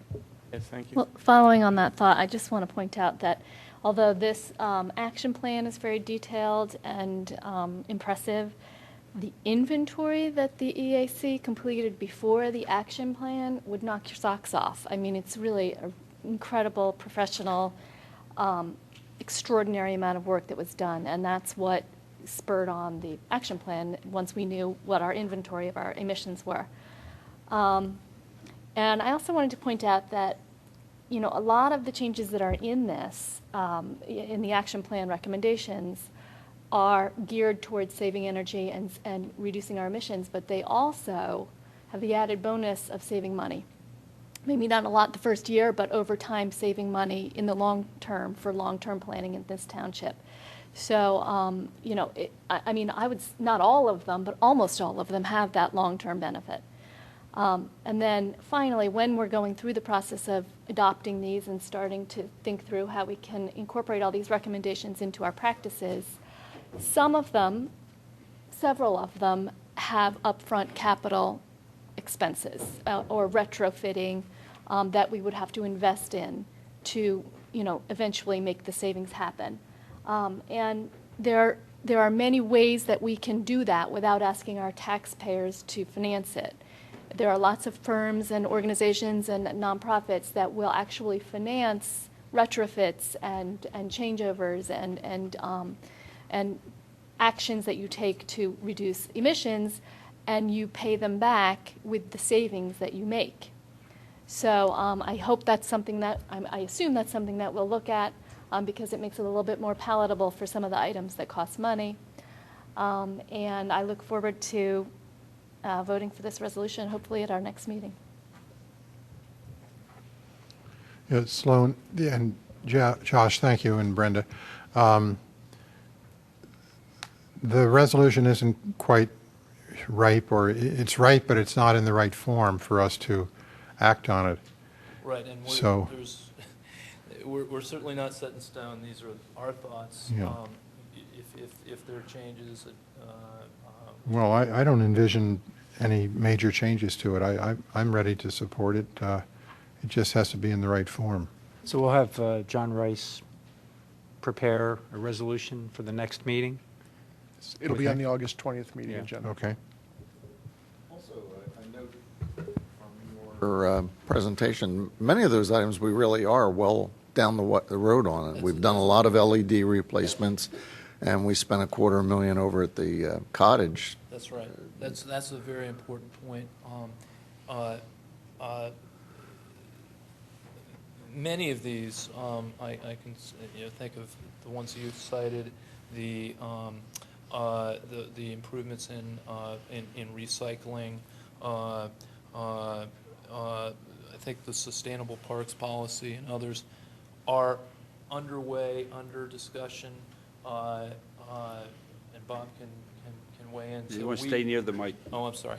So yes, it's the electronic recycling day, which when we first were working on the plan, that was something that we put in here. It, as you know, there have now been two very successful ones. So I think it's a very good point that many of these are in certain stages of being moving forward already. Not all of them, but several of them. Yeah, and I've asked Mr. Zinkowski to look into the green power purchases also. Can I just comment? There are a lot of issues here where the residents really play a big role in the greenhouse gases that this township emits. I'll just give you a number. I like doing numbers because it's always fun to hear this story. But if all the residents used a plastic bottle per day, that's 12 million bottles a year. 12 million bottles. So just communicating with the residents on a normal basis, like day-to-day basis, just keep telling them, hey, get a water filter, don't have water trucked in, don't buy bottles of water. 12 million bottles a year. It's not just the plastic, it's the fuel to get it here. Right. rain barrels, you know, all these things that we talk about.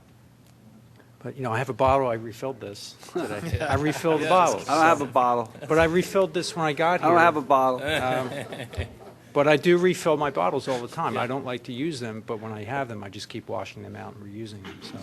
But, you know, Well, so maybe it's- we hope that the Green Team would help us and the EAC to publicize a lot of things that are already going on, and also to emphasize, you know, initiatives that people can take. The action plan is aimed at the township and what the township itself, as opposed in some ways to the residents, or distinct from the residents. So it's focusing on things that the township can do. But in many ways, they overlap, and in many ways, we hope that the township could serve as showing what can be done. Education. Education it's a and big and lead by leadership. example and Yeah, exactly. best practices. Right. Okay. Thank Great you very work. much. Is there any public comment? Thank you for your presentation. Appreciate it. All right, now we'll go to public safety. Okay, first I'd like to move to accept the Staff Traffic Committee meeting minutes from June 19th, 2012. Do you have a second? Second. Raise your hand. Thank you. Commissioner comment? I just have a question, I guess. Bill, on item 4, how do we know it's not the same person calling us multiple times? That's a good question, sir. To be honest with you, we don't know. Public comment? All those in favor?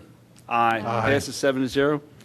Next, I'd like to move for the introduction of Ordinance 2012-08, rescinding Ordinance 1991-22 from 1991, which called for the removal of 2-hour parking zone in front of West Wayne Elementary. I'll second it. Is that Commissioner comment? Public Well, comment? Is this the normal form and format, John? There's a title or introduction, but then there's no operative clause. There's brackets, but is this the normal way we do it? These ordinances typically are coming from the police Microphone, department. John. They're being done internally. Your mic. It's on. It's not. It's lit up. But they're being done internally. I would make a couple editorial changes eliminating to this it. before it actually goes into the newspaper. Yeah.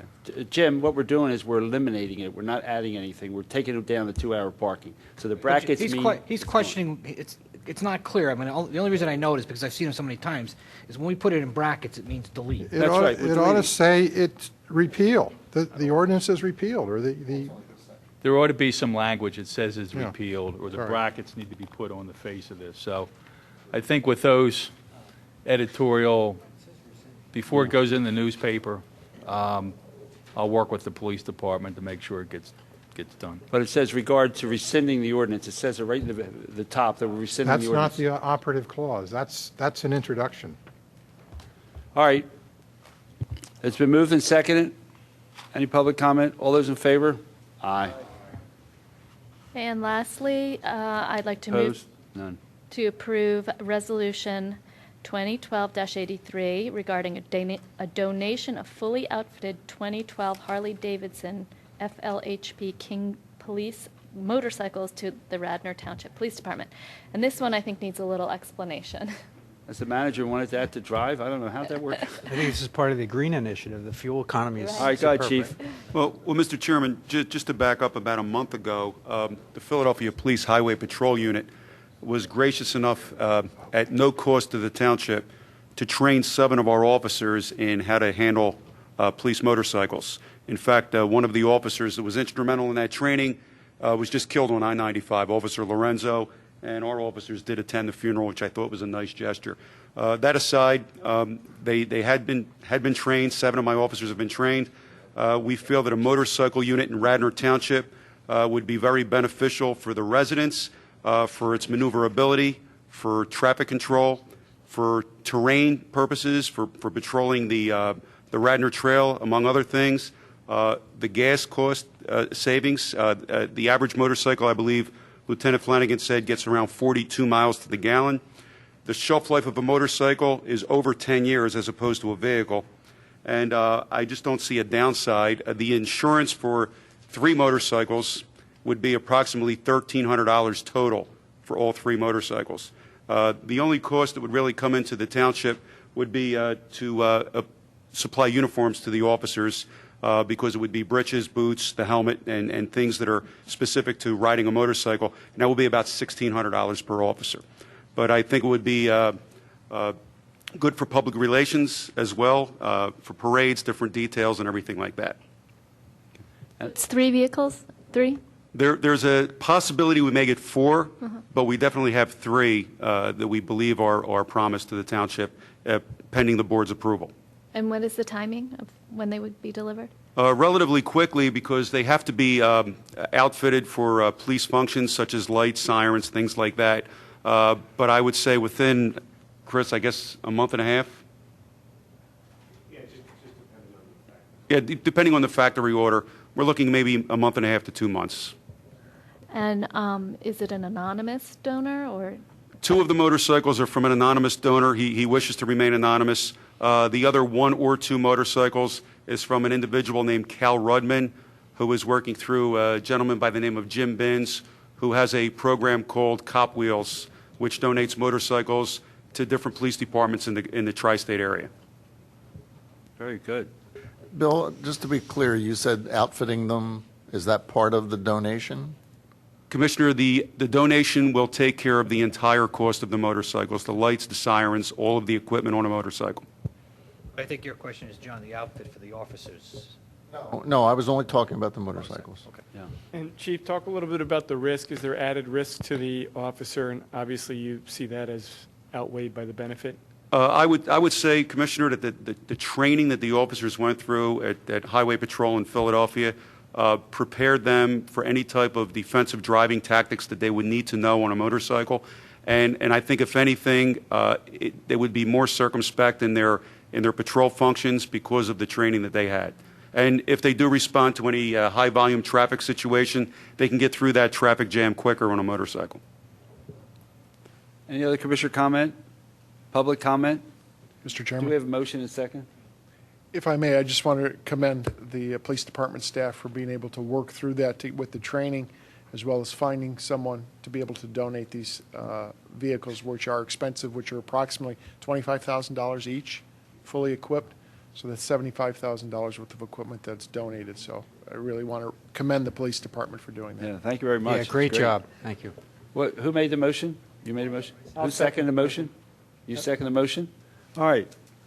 Public comment? All those in favor? Aye. Opposed? Passes 7-0. Thank you very much. We appreciate your effort. Look forward to seeing them on the streets of Radnor. Are the commissioners able to get ride-alongs with that? Or? No. No. All right. Public Works and Engineering?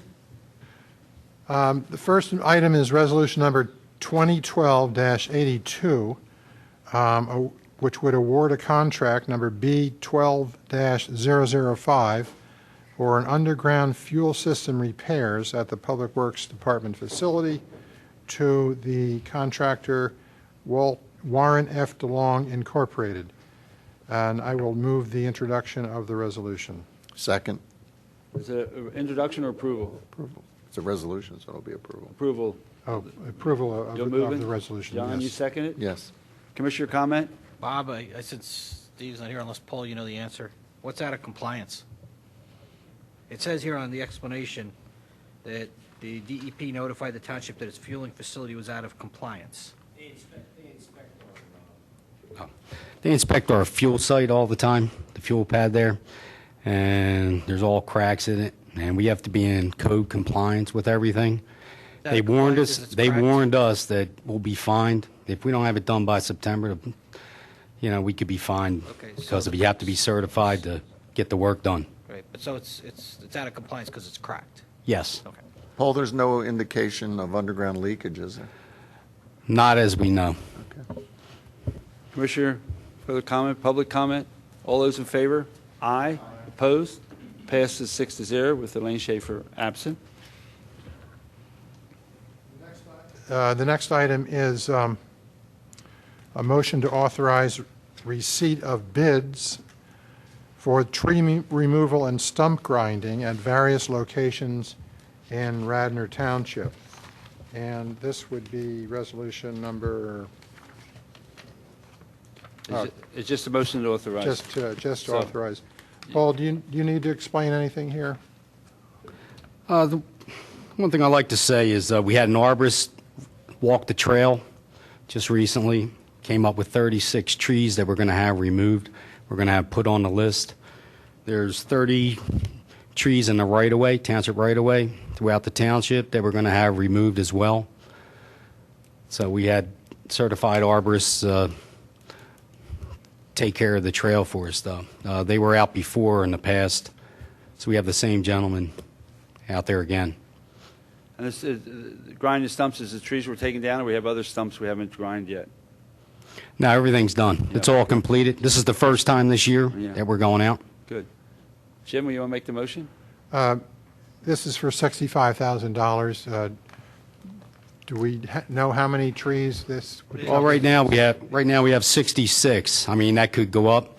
Last year, I believe we had approximately 50, and I think it came in to about $20,000. So, you can get some pretty low bids.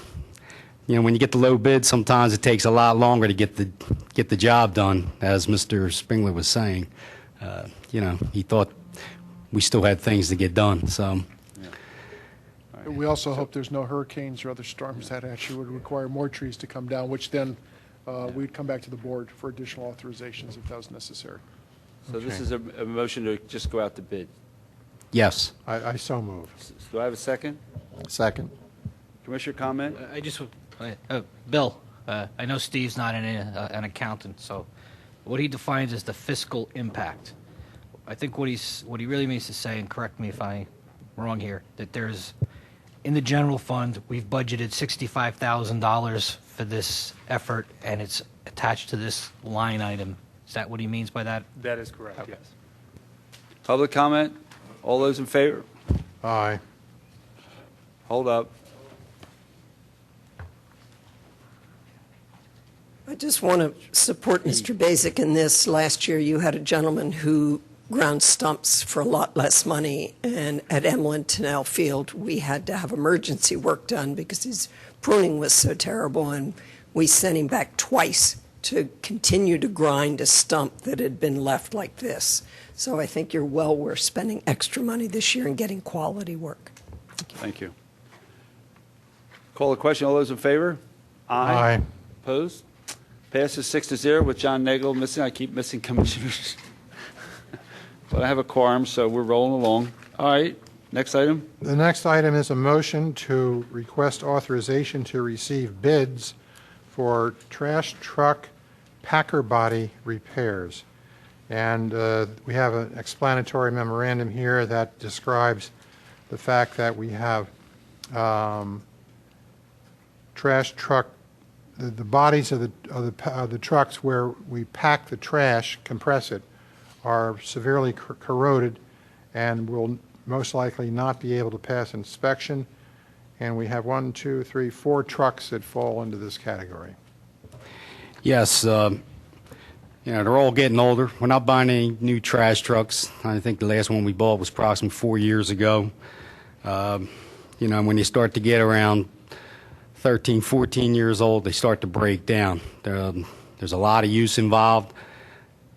Trash pickup, recycling. And when you're out there with recycling, the glass, the cans, that stuff breaks down the body of these trucks. The steel sort of grinds them out. When the blade's running back and forth, it's always running along these rails that are rusting out. And it's corroding, the holes are getting bigger. And, we had a few prices out there. I mean, on an average, some of these are like $4,500. And it's going to be approximately a week to get each truck done. So we're, right at the moment, we're just working on a few specs to put together so we can get this out.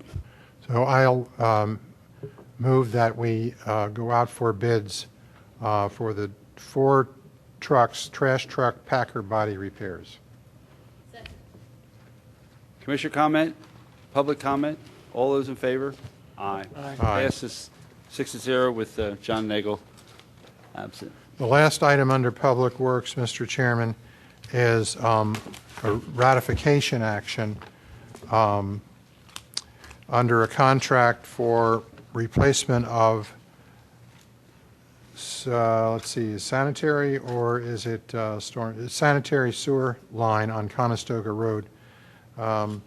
This would be resolution number 2012-84, and apparently what happened here is we had a contract on Conestoga Road to replace a significant amount of corroded piping.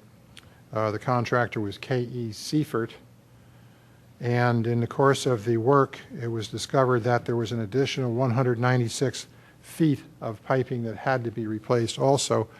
It was done under that contract as a change order. The money has already been spent, and so what it's up to the board now to ratify the expenditure of that additional money. So I will so move the passage of this resolution. Do I have a second? Second.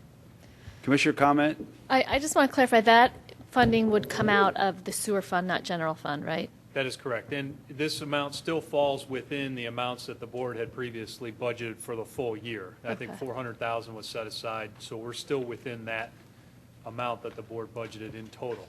Okay. Public comment? All those in favor? Commissioners, if I may, just before you do vote, just a quick note to the Public Works staff, Steve Amarant, and the guys that work on the crew. A lot of times you get into these and you don't know how far the impact will be, but being that as they saw that there was necessary while the ground was open to go ahead and do this additional work so we didn't have to come back in there again at additional costs, that while the ground was open, it was found that these are problems and that we made the full connection back to where it was. I appreciate them calling. I was able to have an opportunity to go out and take a look at it. So really want to recognize them that while it's down there, I think even though the expense isn't pleasant, it's an item that's why we have that sanitary fund, but also too is that we're fixing things, fixing them the right way so that when we're done, we complete it, we close it back up, and we don't have to worry about it. You know, like Bob says, you know, every time, once it got to about 60 feet, you get so far in, the pipe was collapsed. So what we had to do is we cambered the line. Once we got to that broken spot, we cambered the line again, and we could see like another 20, 30 feet. It was collapsed again. So we went up so far, dropped the camera, and once we got there again, that was the extent of it. Thank you. Well, we appreciate your good work. All those in favor? Aye. Aye. Opposed? Passes 7-0. All right, now we go to Finance and Audit. Okay, I'll move to approve the disbursements for approval list, bill list 2012-7A in the amount of $3,424,711.04. The proposed payments have been reviewed by the representative department heads, approved through the township purchase order process, and then verified and processed by the finance department. Do I have a second? Second. Raise your hand, whoever seconded. There's a second. Okay. Commissioner comment? Yes, please note my recusal on the line item involving office basics. If we could just, for a very short moment, discuss the legal fees that are all listed here. First of all, I want to clarify that all of the, it's on page of the approval report, page 4, all of the legal fees that have a project next to them, they are submitted for reimbursement, right? Correct. That is Right. correct. And the other, I mean, we don't get a line item of what our attorney's fees are in our financial report going through the year. So I was wondering, Bill White, if you wouldn't mind kind of catching us up with where we stand right now on the legal fees that we're paying out as compared to what we had budgeted to this point and how we look on that front. Sure, I'd be more than happy to do that briefly. Within the line items, there are 2 legal expense lines that we have. We have one that's dedicated for the solicitor's work, and then we have another line item for basically any other kind of legal services. To date, in the line item that's dedicated for the solicitor's work, there is a budget amount of, an original budget of $200,000. Added to that are purchase orders from 2011 that carried forward into 2012 to cover any of the December bills that weren't paid until January, which brings the total budget amount up to $225,325 and a few pennies. To date, we have expended $126,598. Now, included in that, as Commissioner Schaefer, as you pointed out, are all the different project budgets that we are being reimbursed on. So what I did on our trustee blue bar report is identified the expenses that are in there that are township expenses and those that are reimbursable under the professional escrows. To date, if you just look at what the township is obligated to pay, which is the retainer, the litigation, and any of the special projects, we're running about $20,000 under budget, assuming everything stays the same for the next 6 months. Okay. Obviously, litigation is something out of our control, but the retainer we should be able to predict with some accuracy. And any other special projects that go on. So for that line item, it looks good. In total, we're going to spend more than what was budgeted, but we've got a revenue that we're recognizing up in the revenue section of the general fund, professional services reimbursement. And to date, that revenue is the revenue we have generated there is over $134,000. Okay. So we're being reimbursed for the solicitor's work. Included in that as well is the work that the engineer has done, and we're starting to capture the work that the community development director and Steve Norsini have done for special projects as well. So overall, the numbers look good for the solicitor and his the work he's doing. Great. And then the other line item was basically Labor Council, and that's we're well under budget on that one too. I won't go into details, but at this point, that's under budget as well. Okay. Thank you. Bill, I had a couple of questions on page 5 of the report. One's about you. It says William M. White. It says additional money for COM. Yes, that is one of the problems that we're running into with some of the cash drawers is they're short on cash on a regular basis. So what we're doing here is we're going to increase the amount of cash that's held in the cash drawers. So the best way to establish a paper trail for getting that money out of the reserves and into the cash drawer was to actually physically issue a check. So the description on the report truncated the rest of that, which is I'm not exactly sure what the actual description was, but that's what Basically, we're instead being of used for. carrying $200 of petty cash, you increased it to $350. Yes. Okay. And then further down on this page, there's something called Great Eastern Management, and the description says Israel Discount Bank of N. Yeah, the rest of that is New York. So the Okay. N is the N in New York. That's kind of an odd description. So what does Great Eastern Management do? Yeah, the township has used Great Eastern Management to assist in identifying investment opportunities. So what this was the fee associated with the purchase of a CD. Okay.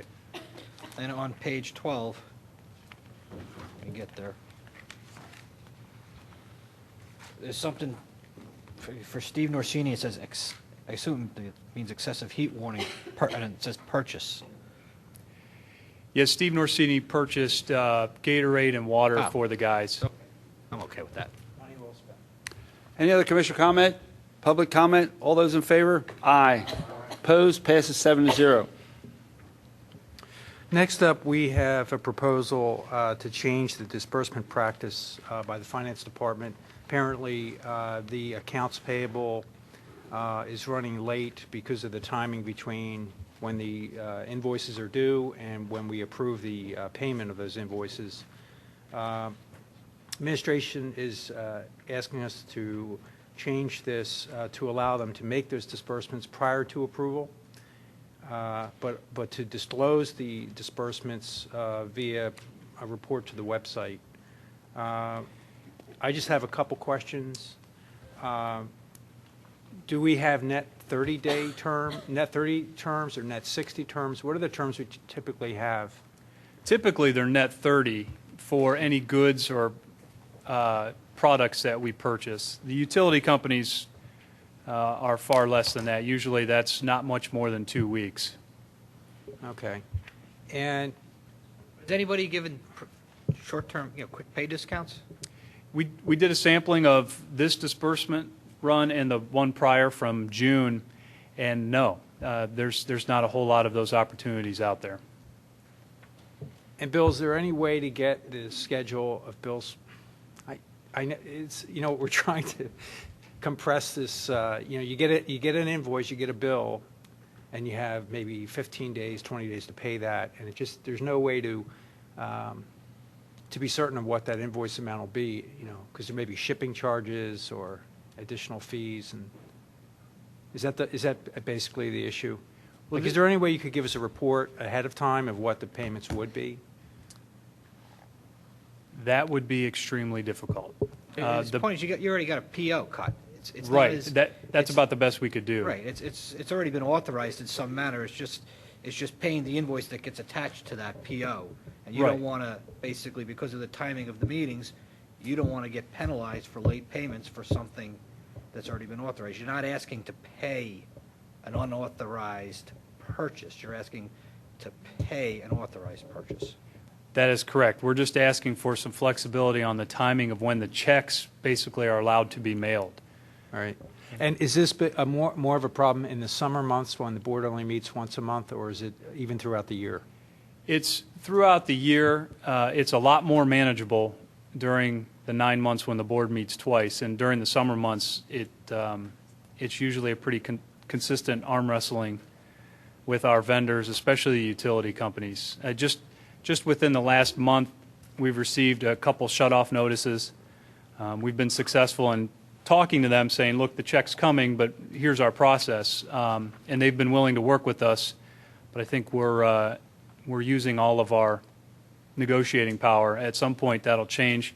We had a utility situation at the gym where they required us to put a certain amount up front because payments were coming in consistently late. So it's a matter of managing, keeping the vendors paid on time. I think this is a sensible change. Okay. We're already legally obligated to pay it. Our action is almost perfunctory. We're legally obligated because the goods have been supplied, accepted, the services have been delivered or supplied.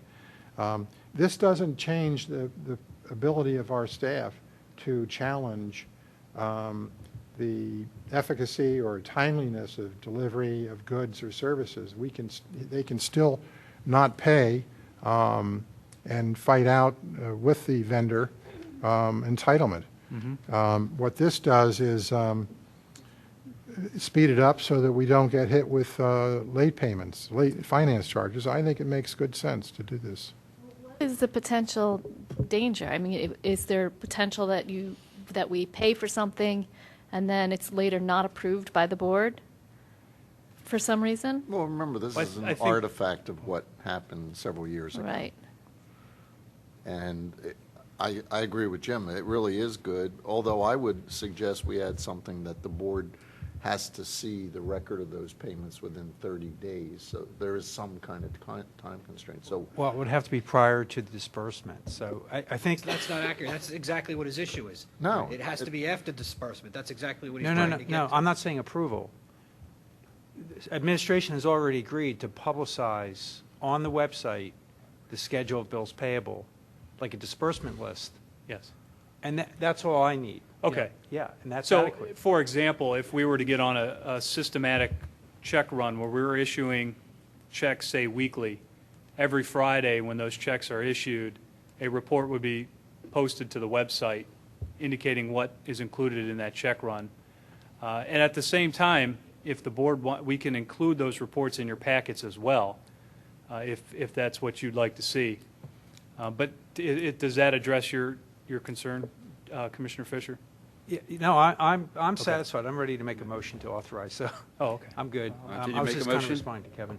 Yeah, so I'll move to authorize administration to amend the disbursement practice as outlined in this interoffice memorandum dated 7/11/2012 under the process. Second, raise your hand. Second. Second. Further commissioner comment? Public comment? All those in favor say aye. Aye. Aye. Passes 7-0. Thank you.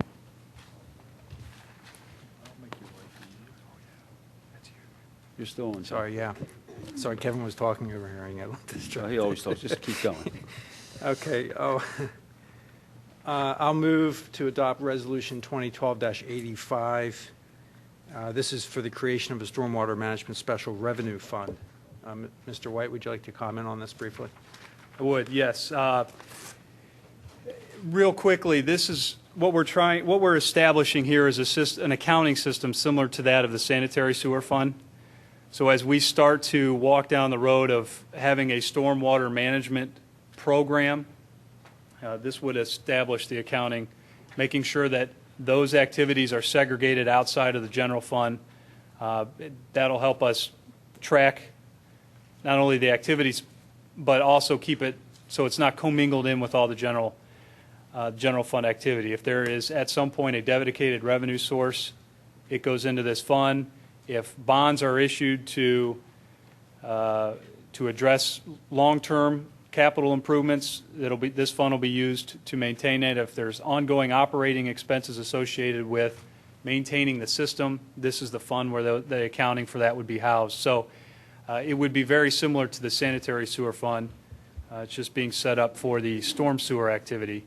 And then the other part of this then is putting the money into the fund to pay for the engineering services that were approved at the last meeting. Okay, thank you. You got a motion? I think I did move. You did move? Did I? I'll Okay, I second. move to adopt Resolution 2012-85 for the creation of the Stormwater Management Revenue Fund. I'll second it. Jim, second? Yeah. Commissioner comment? Yeah, two questions. Bill, the memo indicates that it's budget neutral, but I don't recall that this was budgeted. So, am I wrong, or was this budgeted? Yeah, creating the fund is budget neutral. So it doesn't cost any money to establish the fund, is what I'm saying there. The $248,000 obviously is an expense to the township. Very well, But okay. creating the fund I is, understand. And then the next question is, why now? Why not once a source is identified? well, because the activity's starting now. We're going to have an engineering study start now. So now it makes the most sense to start segregating that activity off. Okay. And we may have emergency repairs come up. Yeah. So we're authorizing the creation of the fund and the moving of the $248,000 from the general fund into the new fund. Yes, to Thank you. fund that engineering study. I understand. And that's Yeah. it. Which was already approved. Yes. Yeah. All right, any other commissioner comment? So, I mean, I still think that we're making a mistake that for stormwater, we should be looking at interventions rather than a funding mechanism, and we shouldn't concern ourselves with the funding mechanism until we get a sense of the intervention. So I intend to not support this tonight. Any public comment? Mr. Chairman, maybe just if I may add, I thought maybe the question would come up, but, I look at the paper sitting next to me here. We have studies that were done for developers that manage stormwater management, which were completed. I think you look at the middle, you have some copies of comments from residents. The last pile we have here, these are studies we've done and have done nothing with. Interesting by reading, and I appreciate all Is the that all comments. specific to stormwater management, Bob? Oh, yes. Oh, yeah, we've spent all this money, and it looks good there. But what's interesting, though, I think in the reading, and I appreciate a lot of the concerns brought up because it's made me read an awful lot more than what I thought. But one was pointed out today by Sue Jones when she pulled this together, was back in 1977. There was actually a study that DEP looked at to actually, at their expense, to actually establish a high-velocity channel from just north of Beech Tree Lane to just east of Radnor Street Road, which would cost the whopping amount of $1 million, which I'm sure today's dollars is well past that, with a township share of about $350,000. It was turned down by the township. So again, when you look at that, you look at in 2008 and 2009, there was actually, AMEC was retained by the township to start looking at this, which is interesting that, again, a lot of work was done and went nowhere. And now we sit here with, again, a long time discussing this, but really not taking much action. When you look at the proposals we received, and I know there's ideas that we didn't receive proposals, there was actually 7 proposals presented to the township, in which we did go through, as well as, and I thought too, it was an interesting comment, which I do want to thank Sarah for forwarding me an article that actually talked about Mount Lebanon, Pennsylvania, regarding stormwater utility fee. And just according to Mount Lebanon website, it said prior to 2011, funds for repairing and maintaining the stormwater system came from the general fund of the operating budget or from bond issue debt, which sounds very familiar here. This is no longer feasible because of the severity of the stormwater issues, unfunded state and federal mandates to control these problems and meet standards, an aging conveyance system, and the competition for municipal tax dollars with other municipal needs, which is almost identical to where Radnor Township is at here. So I was in Mount Lebanon for the last 4 days. My daughter and husband live there, and I can tell you their stormwater management fee is working great. It's been accepted by the residents. I'm not sure how it's graduated between institutions and commercial and residential, but as far as the residents are concerned, it's working nicely. Well, Bob, being a psychic, this resolution is going to pass, so feel good. Well, but I think as part of it, though, I think I take exception to it, to where things are being done without the proper process and that, and I think we have done a lot here over the last couple of years to put processes in place to make sure that we do follow things the appropriate way. So I just want to make sure that's very clear. Appreciate it. Any public comment? All those in favor? Aye. Opposed? Passes 7 to, I'm sorry, you're opposed, Don? Passes 6-1 with 1 opposition. Don Curley. Okay, I'll move Resolution 2012-86, authorizing to replace 1 UPS battery backup unit for the IT department, Second. and the cost on that is $6,144. Commissioner comment? Public comment? I have a quick question. What do we do to test these UPS systems? John, that unit has a built, I didn't ask you, John. I know, but I asked know, the staff. they have a built-in self-test, that unit. It's a. Do they do a real load test? It's built in. I'm not talking about just a self-test. I'm talking about a load test to make sure it'll carry I don't the know, I rate of- can't answer that one. Yeah. It's an Eaton unit, I know the unit. I'd be interested to know. I will get back to you Yeah, let's with get all that this answer technical stuff definitively. under That's a little bit beyond my IT vocabulary. Engineers want to know the technical aspects of this. And let me just comment, the cost on this, $6,000 is far better than the replacement cost of the whole unit at $29,000, so it's a great deal. So you made the motion? I did. Who seconded? You seconded? Any other comment? Public comment? All those in favor? Aye. Aye. Opposed? The ayes have it, 7-0. All right, we have a recommendation to create a post-employment obligation fund from Bill White. Bill, you want to speak to this briefly? I will. Hopefully you've had an opportunity to read the memorandum. We took a little bit different approach with this one. Typically, if there's a need for a fund, we've created the legislation and introduced it to the board for consideration. With this one, there's going to be some additional work, I think, associated with putting all the different pieces together. CARFAC is currently, they have 2 projects that they are working on. One is a review of the pension and OPEB liabilities and different mechanisms and ideas on how to address that over the long term. And then a different subcommittee of the CARFAC also looking at our investment policy. Both of those projects will have an impact on the establishment and the treatment of this fund if created. That being said, we're also contemplating multiple funding sources to include maybe possibly employee contributions, those kind of things to help pay for some of these liabilities. So we want to make sure that in establishing the fund, we do it in an appropriate manner. So I'll need the assistance of the solicitor on making sure from the legal aspect we're creating the right type of fund. It could be as basic as a special revenue fund, not too dissimilar from our sanitary fund and our other special revenue funds like liquid fuels. Or it could be as complicated or as in-depth as potentially a trust, some sort of trust setup those are the types of things that the CARFAC is evaluating and working through now. So as we start to put together the pieces, we just want to make sure that the board, at least for now, is on board with moving forward with the concept, the idea. We may come back at some point and say, here's another whole different idea, but at least for now we can get going on getting the solicitor to start putting some of the background together and continuing to move forward with CARFAC on some of the particulars. So that's basically what we're looking for here tonight. I'm okay in general, but I had a question on the proposal for the third bullet point. It says the OPEB liability. Are you talking the full accrued anticipated liability that we really don't reflect other than in the annual report? Or are you thinking the annual expense that we budget in that fund? Well, both. The full OPEB liability that we report in our financial statements, that all gets rolled up into the government-wide financial statements, so it does not recognize where the liability exists within funds. So from a government-wide and an entity-wide statement perspective, it doesn't really matter which fund it's in. But if this fund's created, our intention would be to account for it through this one. In our annual operating plan, that liability never shows up anywhere. So this will house the revenue and expenses or proceeds and uses.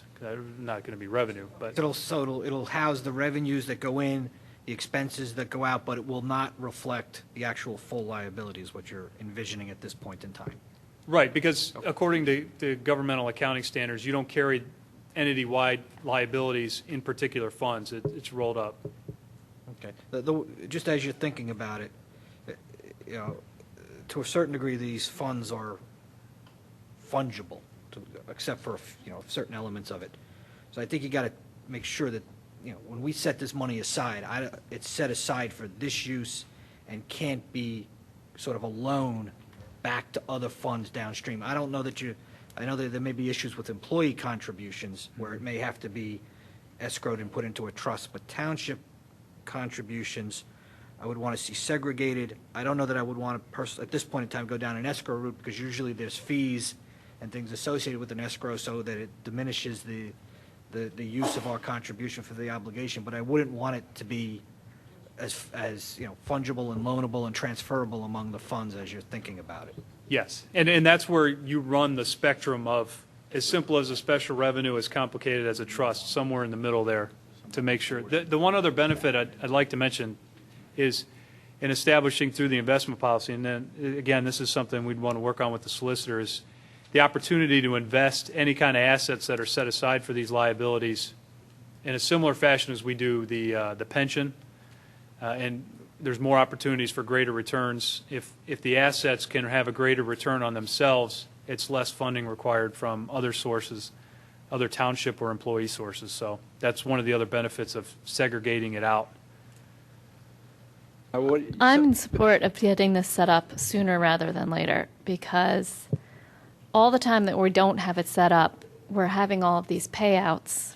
I mean, in the financial report this month, it was a note that we spent $300,000 in retirement payouts. Mm-hmm. Now, according to what we passed last December, that should come out of an account like this, or at least the compensated leave part and the OPEB part. So if we don't have this set up, that's going to get suctioned out of our general fund, which it really shouldn't. If we're going to set aside money to pay these particular expenses out of it, we should use it. So, the sooner the better, in my view, so that we can really segregate out payments towards these retirement payouts that we're constantly making.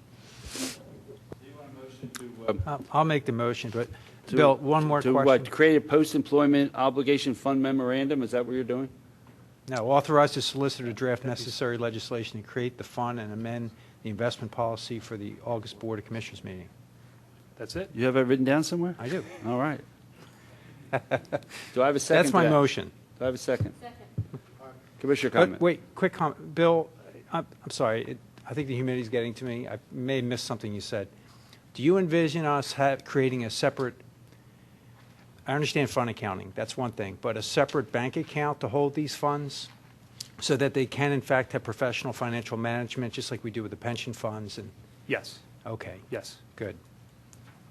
And John Rice will be made fully aware. So part of the legislation will be to the creation of this separate You're going to have, John, investment.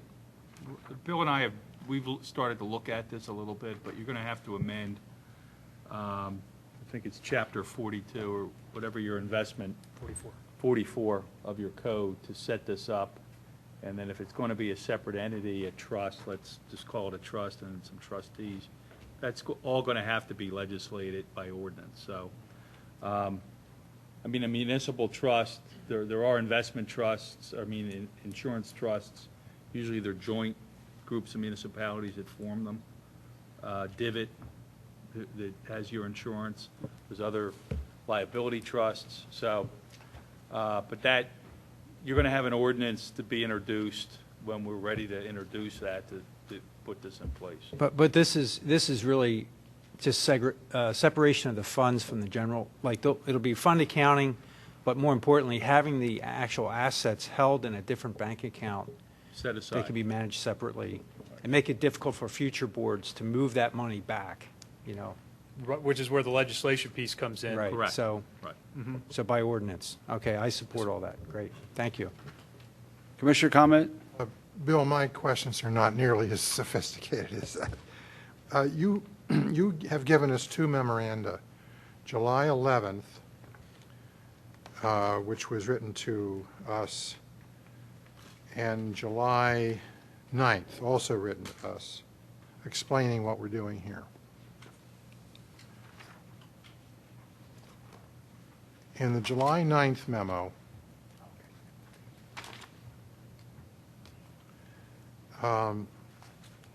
you, in the under purpose and explanation, second paragraph, the last sentence, you say, therefore, the amount of excess fund balance as reported on the December 31st, 2011 governmental funds balance sheet will remain in the general fund until a separate fund is considered and created, if the board should agree to go in that direction.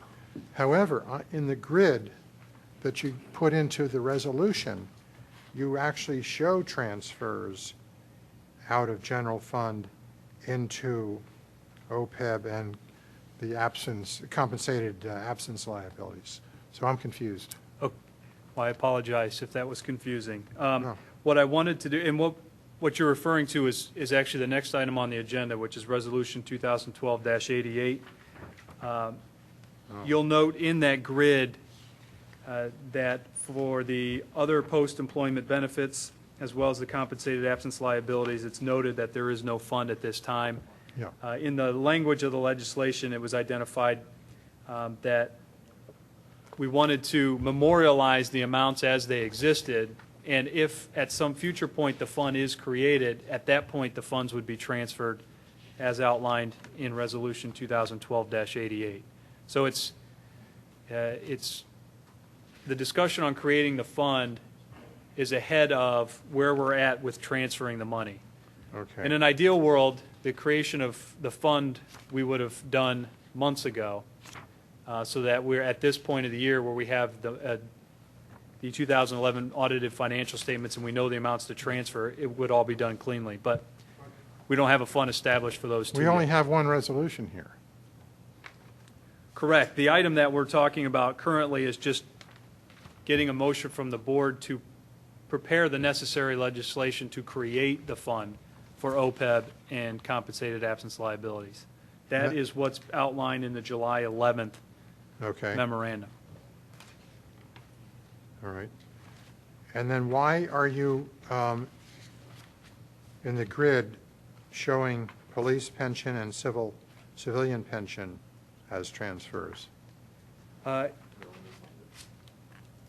in December of 2011. Because you didn't discuss those in the memo. Yet they're in the resolution. Yeah. Those segregated funds already exist. Yeah. The transfer that is contemplated under Resolution 2012-88 is the result of a resolution 2011-156 that was adopted back on December 12th of 11. Okay. That said, if the general fund had fund balances in excess of the 15% target level, that those excess balances would be transferred based on a priority that was established. And within those priorities, 10% was to address pension liabilities. So the resolution 2012-88, while you see police pension and civilian pension funds, that is taking the 10% of excess fund balance, dividing it equally among the two funds, and depositing those amounts into the funds. Okay, thank you. Any public comment? All those in favor? Aye. Opposed? Passes 7-0. Thank you. And that takes us to my motion to approve Resolution 2012-88 to transfer the excess 2011 general fund balance to various funds based on Resolution 2011-156. And to transfer the amounts as stated in that resolution, where 50% would go to the compensated absences, 30% to the capital funding, 10% to other post-employment benefit obligations, and 10% to the pension obligations as stated in the table and the amounts shown. Do I have a second? Second. John Nagel, second. Commissioner comment? Public comment? Mr. All Chairman. those in favor? If I may, sorry, Bill. I just want to commend the board for taking this initiative last year to look at any excess balance that would go to address the liabilities of the township. So I want to commend the board that the actions that you took last year to recognize that we do have liabilities and that any excess would go to start addressing those. The board commends me if I get them out of here early. We were hoping for a pay raise, but all those that's in not going to favor? happen. All those in favor? Aye. Aye. Opposed? Passes 7-0. And we did end. Did we did vote end. on Thank that, you, or I'm we done. just had the presentation? No, we voted on it. Okay. All right, community development? Sure. I motion that we table action on Villanova's petition to amend the zoning ordinance.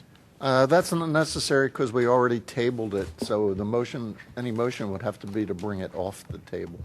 I agree. Commissioners, I do believe you tabled it until the July meeting to allow staff to work with them, and they requested an additional extension on that.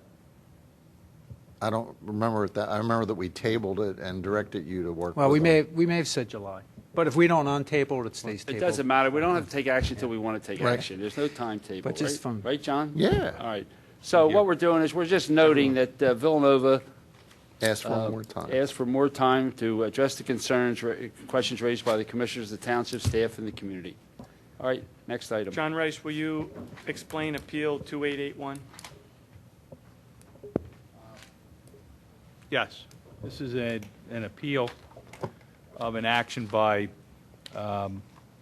Kachansky that essentially denied a grading permit on the basis of some issues with the floodplain, steep slopes, and a prior subdivision plan that restricted the particular lot that was proposed for the permit. So the landowners appealed it, and Kevin and I, assuming the board authorizes me to attend, we will attend that and defend his decision. All right, I motion that we authorize John Rice to attend the zoning hearing board for Appeal 2881. Second. Second. What happened to the cell tower? Is that on the agenda for July 18th? That, I think that's been pushed into September. That's correct. Okay, all right. It's been moved and second. Commissioner comment, public comment, all those in favor? Aye. I abstain. Passes 6-0. Jim Higgins is 5-0 with one abstention. I motion the approval of HARB 2012-13 for 230 South Wayne Avenue. Why don't you do them all together?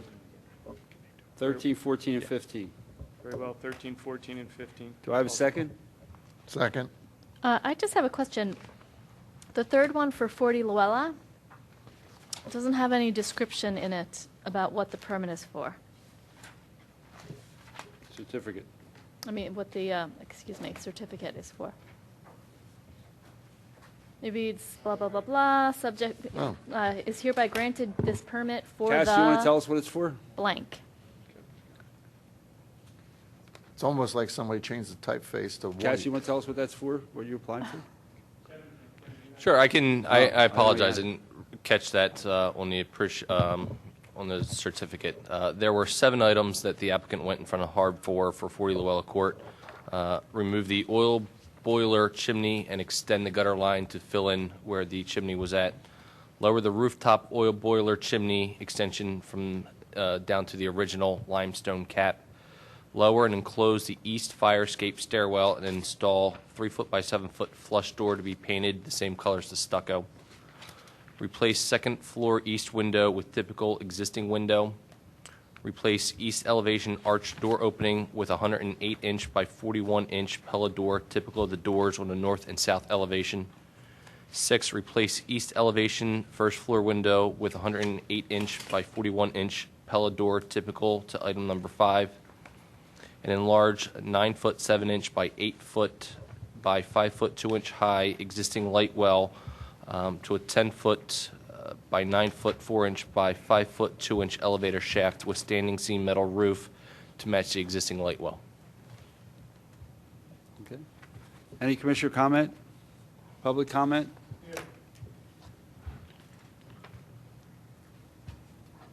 Jim Schneller, I live in St. David's. I wanted to object to any replacements. I think it's number 5. There's a replacement of an arch with, I'm uncertain whether it is an angular door, large window door. And I also, because the prior approvals of the HARB were before the board, and this appears to be another in a series, I'd like to make a request that you table or otherwise reconsider the prior approval of tar shingles replacing the slate shingles. I have been on a lot of expeditionary type travels in the past 2 or 3 months, and I guarantee you that buildings everywhere, not just in the main line, but replenished buildings in Norristown, Royersford, anywhere you go, there's refurbished buildings with slate. Jim, slate's not before us. You have to discuss the I'm asking you to items. reconsider. Okay, well, thank you. Thank you. All right. Another comment? All those in favor? Aye. I'll vote on the 2 and not on Luella Court. I'll abstain. So it passes. I wasn't present when the discussion was on, so I won't vote. Oh, you can vote.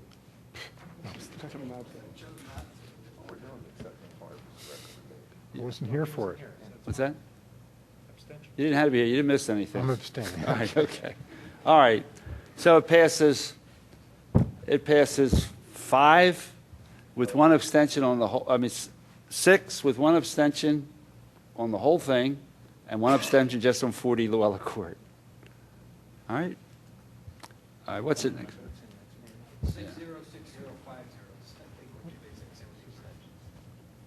6050. Are you keeping score? All right, what's the next item here? I move the introduction of ordinance 2012-06, amending Chapter 280 of the Radnor Township Code pertaining to uses not adequately specified or defined. Second. Commissioner comment? John, is this the ordinance you've advised us about, the fact that we have this gap? Yeah, this is an ordinance, this is actually the newest improved version of it after the last Planning Commission meeting. Kevin made some changes to it, the Planning Commission made some changes, so this will be actually sent back to Delaware County, and your Planning Commission will probably look at it again at their meeting in August, but for purposes of tonight, its introduction, and then to set the hearing date for your August meeting. August 20th, I believe, your 20th? meeting? Okay. So you're introducing the ordinance with the August 20th public hearing? Don? Yes, I did. Okay. Do we have a second? You seconded with the 20th public hearing? Other commissioner comment, public comment? All those in favor? Aye. Aye. Opposed? Passes 7-0. All right, I move that we forward ordinance 2012-09, amending Chapter 280 of the Radnor Township Code, establishing outdoor dining. Second. Commissioner comment? I just want. I have, go ahead. Well, the only comment I have is, when we first discussed this, I had mentioned that this is item 10 on page 4, paragraph 10, page 4. It has provision that no outdoor dining area shall be established within 100 feet of a single-family or two-family dwelling. In Garrett Hill in particular, so this amendment is to address commercial C1, C2, C3, WBOD, and the GHCR and PB zoning districts.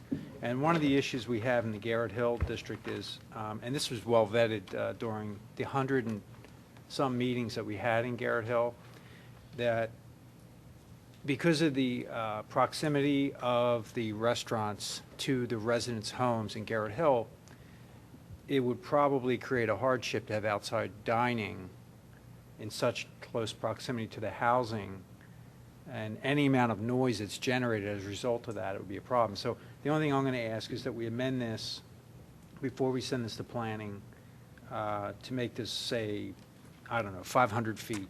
I disagree. No. There's other residents, there's other restaurants in the area that are in proximity that aren't problems. I can think of one in my neighborhood that's very well liked by all the residents and doesn't have a problem, and I was going to ask if that 100 feet worked for them. Well, we're going to forward the ordinance, and Well- we're not approving the ordinance. We're not changing. We can discuss Well, it. Kevin, I Discuss it at the respect Planning that Commission. opinion, but we had, in Garrett Hill, during the Garrett Hill process, we had 3 years of meetings weekly, and during those meetings, and these meetings were attended by the public, the consistent message I heard was the residents were concerned about outside dining. And now in Garrett Hill, it's not necessarily a big issue right now because there's really not enough room on the sidewalks to permit outside dining. But I'll just say, even for your residents, just because you haven't heard the complaints, I'll assure you that if you're living, now let me just put it in better terms. 100 feet in Garrett Hill is 2 houses. So 2 houses away. So if you're living 2 houses away from the bar on the corner and they somehow get outside dining, you now have outside diners out on the street up until, I guess, 11 o'clock, based on the ordinance,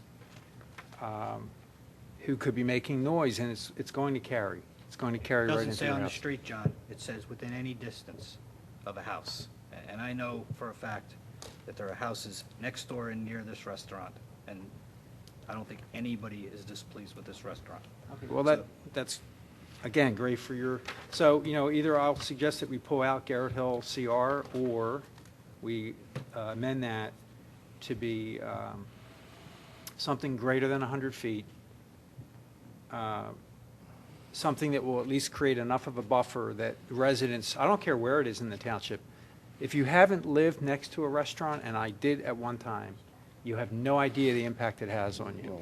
Because if you have your windows open, you hear the glasses clanging, the silverware clanging, the people talking, and especially at night, when the air is cool, the voices carry. It's a lot different than during the day. And that's all I'm saying, that we really have to be careful where this, because this is a new thing for us. We're going to allow outdoor dining. It's not new. There's lots of places that have outdoor dining in Radnor Township. John, I'd support withdrawing Garrett Hill CR. Okay, yeah, and Kevin, to correct you, the only place we allow outdoor dining right now, by ordinance, is the WBOD. Is that right? No.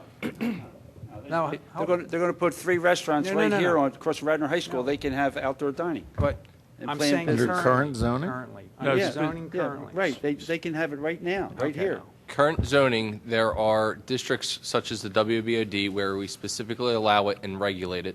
Then there are districts such as the C1 and C2 where it's specifically prohibited.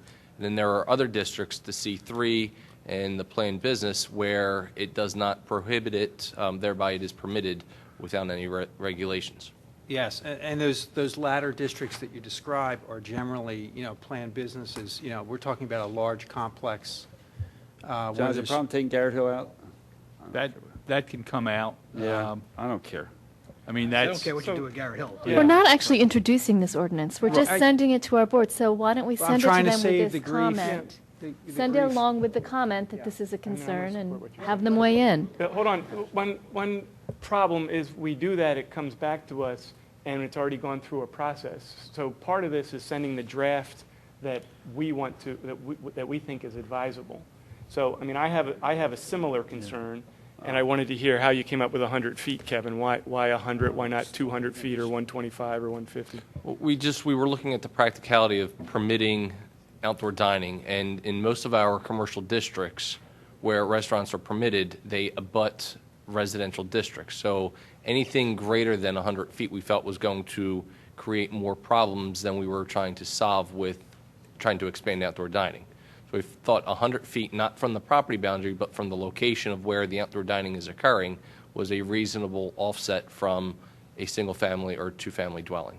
And we do have built in some penalty provisions under Section 4 on page 6, subsection 5, which, if there are violations of this code and noise could come into that we would have the ability to suspend or withdraw an outdoor dining permit. So we do have, it will almost be some self-policing that these restaurants, if there's a lot of violations, we end up pulling the permit, and then the restaurants would lose that ability for outdoor dining. Well, I'm going to be sitting on this board in future years, and it's going to be a great development in Garrett Hill, and all the residents are going to come out and say, can't we have outdoor dining in Garrett Hill? This is the greatest thing that with this development is going to be great, and we're going to have to change this just for Garrett Hill. Bill, Change is the nature of the business that gets I know. conducted down there. You will Yes. find, John, Well- if they have outdoor dining, that some of your problems will go away. because Kevin, you will Kevin, attract a again, different let me clientele. clarify. The outdoor dining, and our senior codes officer has exactly stated this. Currently, our outdoor dining exists in C3, WBOD, and PB districts. Those districts, in general, do not have residential homes immediately adjacent to them. Or if they do, the In buffers are general, so great. Not specific instances. Well, if John. you can cite a specific instance where it isn't true, tell me. John But- Rice, can I just cite a specific interest, or I don't want to mention the name? All right. Let's just send this on. Let's forward this I ordinance. don't wanna some send it things on. that have to be, I mean, I think he's Okay. right. There's So I'm some gonna- things that have to be addressed. Yeah, okay. I have a few that I want to. Don, why don't you go ahead, and then maybe when you're done, we'll get together and All right, so one, Kevin, roof coverings on page 5. I don't remember that being discussed at the subcommittee meeting. So tell me. What we your ended thoughts up on- doing, the initial draft, we were going to amend as a separate section and keep the regulations in the WBOD district, which then you were bouncing back and forth for regulations between multiple sections of the code. So that was something that I didn't feel was appropriate and wanted to consolidate all of the regulations. So a lot of the regulations that you're seeing in here are because they're being removed from the WBOD section and put into a general outdoor dining section, so that no matter what district, if it's permitted, you're going to one section of the code, not bouncing back and forth between multiple So sections. where do we have roof coverings, and why is that in this one now? Well, that is, I believe that's existing language that we have in the WBOD Okay, regarding umbrellas, and Very good. it's a food health code issue. okay. I have a concern about parking. I applaud you for a very sophisticated solution, taking in the concerns of a lot of people. But my sense is that, especially hearing the parking concern that we had today, that we should adjust this and make it more rigorous and something to the effect of like 26 plus with 3 spaces. So the logic of what Kevin has here is that the first 10 would be essentially no parking requirement. 11 through 25 would be a reduced parking requirement, and only at 51 do you meet the parking requirement of the indoor dining code. So my sense is that that's a little too lenient for outdoor dining, and that should be 26. I understand the logic of the reduced level due to the seasonal nature of it, but my sense is when we get to 50, that's a lot of seats. And so my sense is that we should adjust that. I personally, Don, don't think there's any logic to it. If you have X number of seats, that's how many parking spaces you should have. All right, well, see, the logic that I accept is that outdoor dining is a seasonal thing. Well, then we should have seasonal parking requirements, too. Okay, well, that's what we have here in this. What we're saying is that because you get 3 to 5 months of outdoor dining, Kevin, this is your logic for this, correct? That because we get 3 to 5 months of outdoor dining, we don't need a a 1-to-1 parking ratio. We need something less than that. And that's what this table reflects. The ordinance is being revised to provide it for 9 months out of the year now. So we've gone from a shortened season to something slightly longer, but not year-round. Yes. And correct. But the reality is that we're not going to dine outdoor all year. That weather is going to impact that, and that's the reason why we have reduced parking requirements for outdoor dining. We do, and we had also heard from a number of restaurants that their outdoor takes the place of the indoor. So in times of nice weather, they're not increasing the capacity. The capacity is just being transposed from inside to outside. So the demand on the parking isn't necessarily as great as it would be. So I accept that logic and want to continue it. I just think that the number should be adjusted to be more protective of the people in the people in those communities. We could eliminate that middle or that third category and go 26 plus. That's what I would like to see done. Is just eliminate that and go at 26 plus. Go to the standard 1 to 3. So another concern I have is my sense is that we should not extend the hours now. We should do that there are a lot of changes here, and we should keep the current limit at 10 p.m., and if we want to change that, we could change that later. And then the last thing is whether that 125 would be the appropriate number. So I don't know, does anybody else have similar, I know John does. John has expressed some similar concerns. So if I'm sitting there, I sit down at 9 o'clock and I'm there at 10:30, I have to move inside? I don't know. The way the code reads now is at 10 o'clock you would have to exit the outdoor dining area. So we've extended that to 11 p.m. I think that makes sense, 11 o'clock. Yeah. I like that. All right, so any support for changing the parking, or at least, at a minimum, what we could do is we could send this to planning with them to specifically address the parking number, specifically address the distance that is John's concern. And then I have one other that I'd like to see changed. I'd like to see the dining toward the front of the property. So maybe not entirely on the front, but at least the front half of the side. You're going to get and Kevin, can you put up the C1? And I think this is going to be true of, it's going to be true of the 6th ward, and I think it's going to be true to parts of John's ward. But essentially what you have is a whole row of properties that are immediately adjacent to these areas that can be affected by outdoor dining.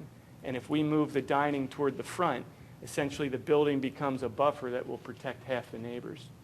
And then Still can't be within 100 feet of the neighbors, even if it's in the back.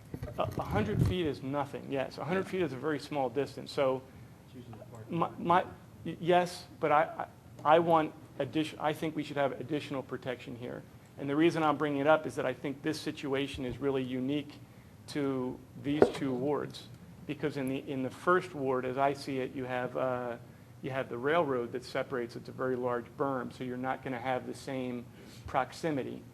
And so the little parts of Midland that this is true also. So Kevin, can you zoom in and show that? We do have a section of a little bit north of where Conestoga and Lancaster meet up at the northern end of the township. There's some C1 there. And then as we come down Lancaster Avenue, we come into the WBOD, you have C2 that basically fronts along Lancaster Avenue, and right behind that you have residential. So all of those are residents that could be, if we don't do this with sensitivity, they could be adversely impacted. And so all I'm asking for is, and I recognize we don't have to make the decision tonight, but perhaps a list of 5 special items for consideration, and at the Planning Commission they give those 5 items to consideration and then come back to us, and then that would be part of the public vetting process. Well, they're supposed to give the whole plan consideration, Well, the whole ordinance. They don't, they're going to discuss the whole ordinance. as long as we accept it, this is going to have to go through the cycle twice. It does have to go through the cycle. No, it'll have to go through the cycle. Because Why? if it comes back from planning Yeah. and then we change it, it has to go back to planning again. Yeah. All right? Garrett Hill, 3 years. So 3 years to get the zoning done in Garrett Hill. No, that's Garrett Hill. They spent 3 years discussing. You could have done it in 6 We months. brought it to the board in 8 months, and it was rejected and passed back for 3 years. So I know, that's, I just weigh in that You can do the I same mean, here. in terms of sending this to planning with all kinds of suggestions about making it less lenient, I mean, in my opinion, I want to encourage, as a board, I want to encourage this use on these properties. I think that putting outdoor dining in a restaurant or food establishment classes it up, and it adds vibrancy to our community, where we have a section in here that prohibits alcohol without food, so we're not putting outdoor bars, we're putting outdoor eating establishments, which, you know, I don't see that as, these aren't bars that we're putting in people's backyards. These are food establishments that have outdoor seating, and I want to see more of it. So I would tend to support the more lenient provisions here. Now, if you have a community in Garrett Hill where you know, you're the commissioner there, you are very in touch with what people want. If people in Garrett Hill don't want outdoor dining for whatever reason, so be it. I'm perfectly happy to accept that and exclude Garrett Hill. But in my opinion, where you have food establishments and you include outdoor dining, it doesn't bring the neighborhood down, it classes it up. And I would like to see us encourage it. Well, I don't think we're discouraging it. And I agree with by- that 100%. I don't think we're discouraging it by adjusting the parking requirement to, you know, 1 to 3. Like, nothing that we're doing is Yes, you are discouraging it. We're ju- discouraging it because you're limiting what they can do if they don't have the parking. Okay. Mr. Chairman, Bill, if I- we did hear, we spent about 40 minutes tonight talking about correcting a parking. Yeah, but I don't agree issue with in that. I don't Green. agree with that, you know? Farm Road doesn't have a parking problem, we change it. If Windsor Avenue has a parking, we can change that. We don't have to act like people can't park in a residential district. When I go to Manayunk, I park in a residential district. When I go, you know, someplace in Phil, I park in a residential district. This is America, you know? If it's a serious Bill, problem, we but you're need your- allowed to park in a residential district. We need your home address so we can direct cars to your house. When I'm away, you can And park in my driveway that if would you be need fair. to park. I appreciate it. Mr. Chairman, I think just to address Don and John's concerns, this is just being sent to the Planning Commission for their review, so I think there'll be some comments and suggestions made.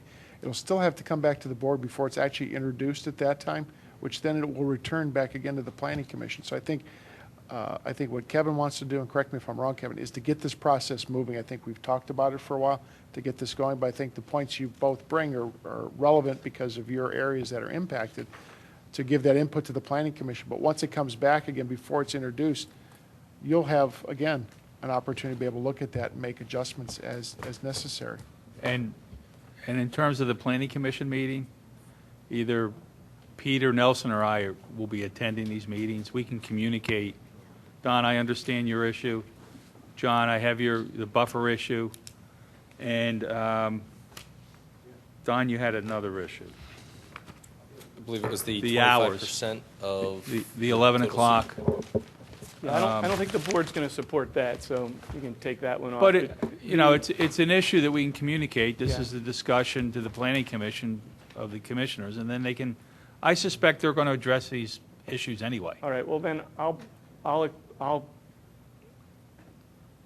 summarize my concerns and I'll present them to staff, and then staff can get them to the planning commission, and the planning commission and the public process can vet them.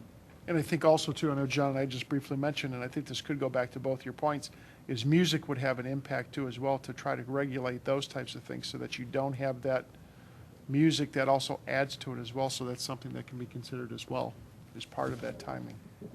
Should not, though, we should not lose sight of the fact that some people are going to be very unhappy with this. Some people are going to essentially live 100 feet from a restaurant, and that's going to be problematic for some people. And some of those people live right next to a car wash in my ward and his ward where he's talking about. You know, there's a car wash there. I mean, is outdoor dining worse than a car wash? The other issue to consider is there's a special exception requirement. So anybody that sees an outdoor dining application come forward. Kevin, correct? No, this was permitted by rights. Look at C. Well, that was Oh, as an accessory use.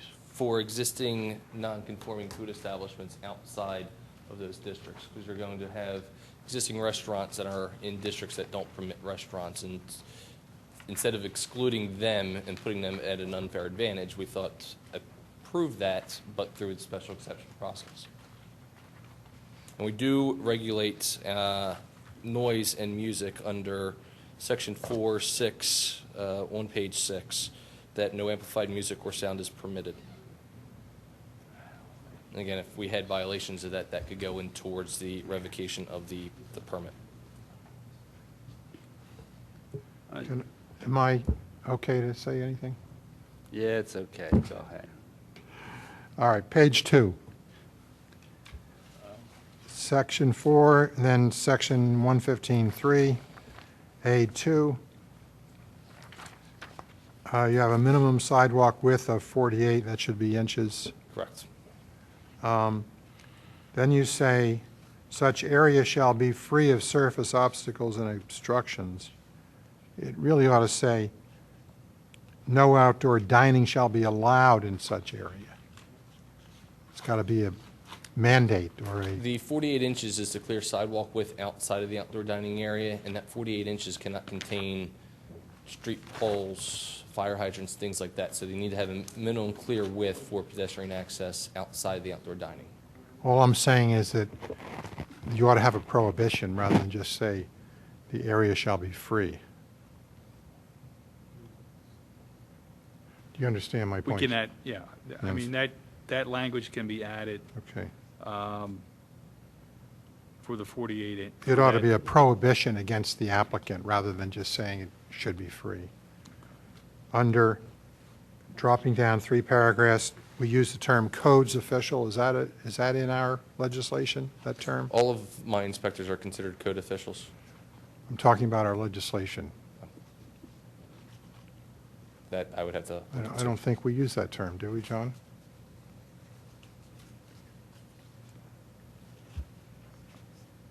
Kevin, who would be the official codes official? Building code official? Right now, Ray Daly is designated as the chief building codes official.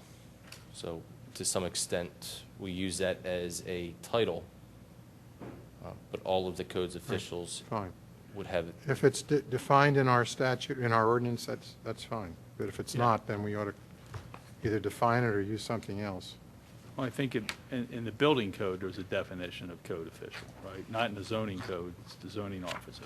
Yeah. But that, I mean, just to address that issue, that should just read by the township. Okay. Yeah. Because it's probably going to be, Could be anybody. any of the, it could be you, Kevin, it could be Bill, it could be Ray. All right, I'll move quickly, Bill. Kevin, page 4. Why, at the top, why don't we want advertising on umbrellas? That's existing language, and I believe that was set up as part of the original outdoor dining to prohibit commercial advertising on those. They do it in Europe, which invented outdoor dining. Why can't we think about it here? Because we don't permit signage unless it's approved, and it's like signage, if you, umbrellas, then can they put banners up which aren't approved? Well, let it go through approval. It has to go to HARB anyway, or not HARB, No. but DRB. design review.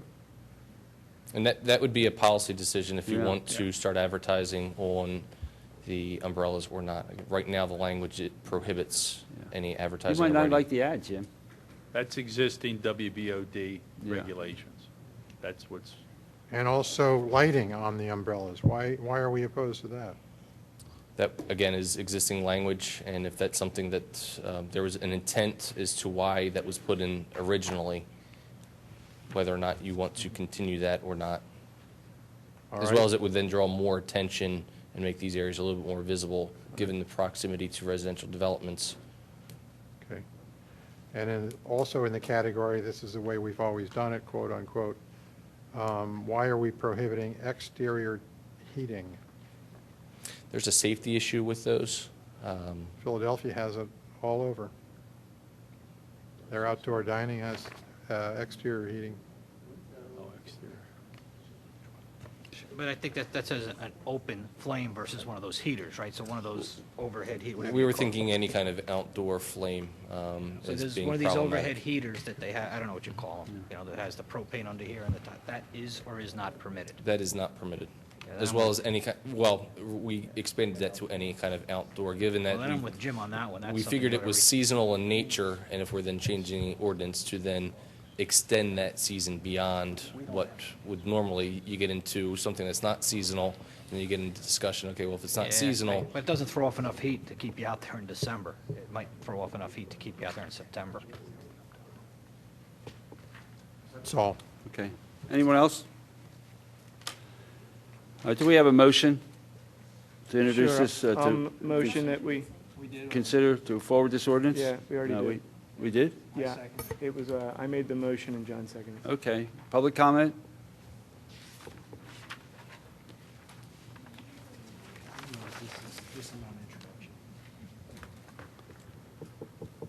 This is a consideration for Baron Gemmer, South Wayne Avenue. One comment about the process. If you want to kind of vet it like you're doing and go through this, then I would suggest having it posted earlier or allowing yourselves more time than kind of doing it a couple days before the meeting on the fly. With that said, if you send it to the Planning Commission with the understanding that you're not blessing the entire thing, then that's where a lot of these details can be vetted out, and people, commissioners like yourselves, can even send the comments onto that. So I'm not sure we've arrived at that happy medium in where that needs to go. Baron, let me just mention, I didn't realize this was, that we're not introducing the ordinance tonight. And normally that's what we would do. And that's why I got into a substantive discussion. Essentially, we're giving this 2 rounds at the Planning Commission instead of just 1. So- Assuming you don't like what they come back with, otherwise it could be 1 round. Well, yeah, right. But, well, We actually. still have to introduce and send it Still back have to to- them, okay. advertise and all It that. still before we has to go pass back to an the ordinance. Planning We're not Commission. introducing an ordinance. But if it goes to them the second time and there's no substantive changes, that's more perfunctory. You know, everything's going to get hashed out in this first round. So just if with this route, if you kind of decide whether you want to kind of get more into the details before you send it to them and get things roughly the way you want them, or just send it to them and say, everything's up for grabs, please look at it in that sense. With that said, so I'm not going to go into a lot of details as has already been said, just to the extent that with what Commissioner Curley and Fisher have said, particularly with C1 in Don's district, and I agree, the 100 feet with windows open at night is nothing. You'll hear pretty much everything. So that's the extent of my comments regarding the substance. I'll just wait for the Planning Commission for those where it's appropriate.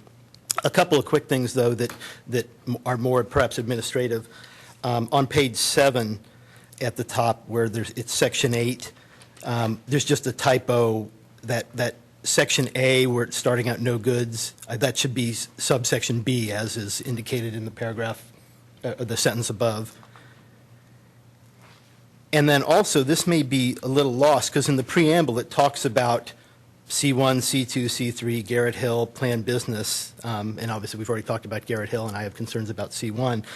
But on page 7 also, section 10, that's actually extending the outdoor dining to PLO district for cafeteria, and that's not really mentioned in the preamble. So it's kind of getting lost that that's an addition to this. Not that that's critically important, but I think if you're reading the preamble, you should kind of understand all the district that this is trying to apply to. Well, we're not introducing it. We're just sending it No, on. but that's just so there's no confusion when it gets set on, that there's the consistency between the Okay, sections. thank you.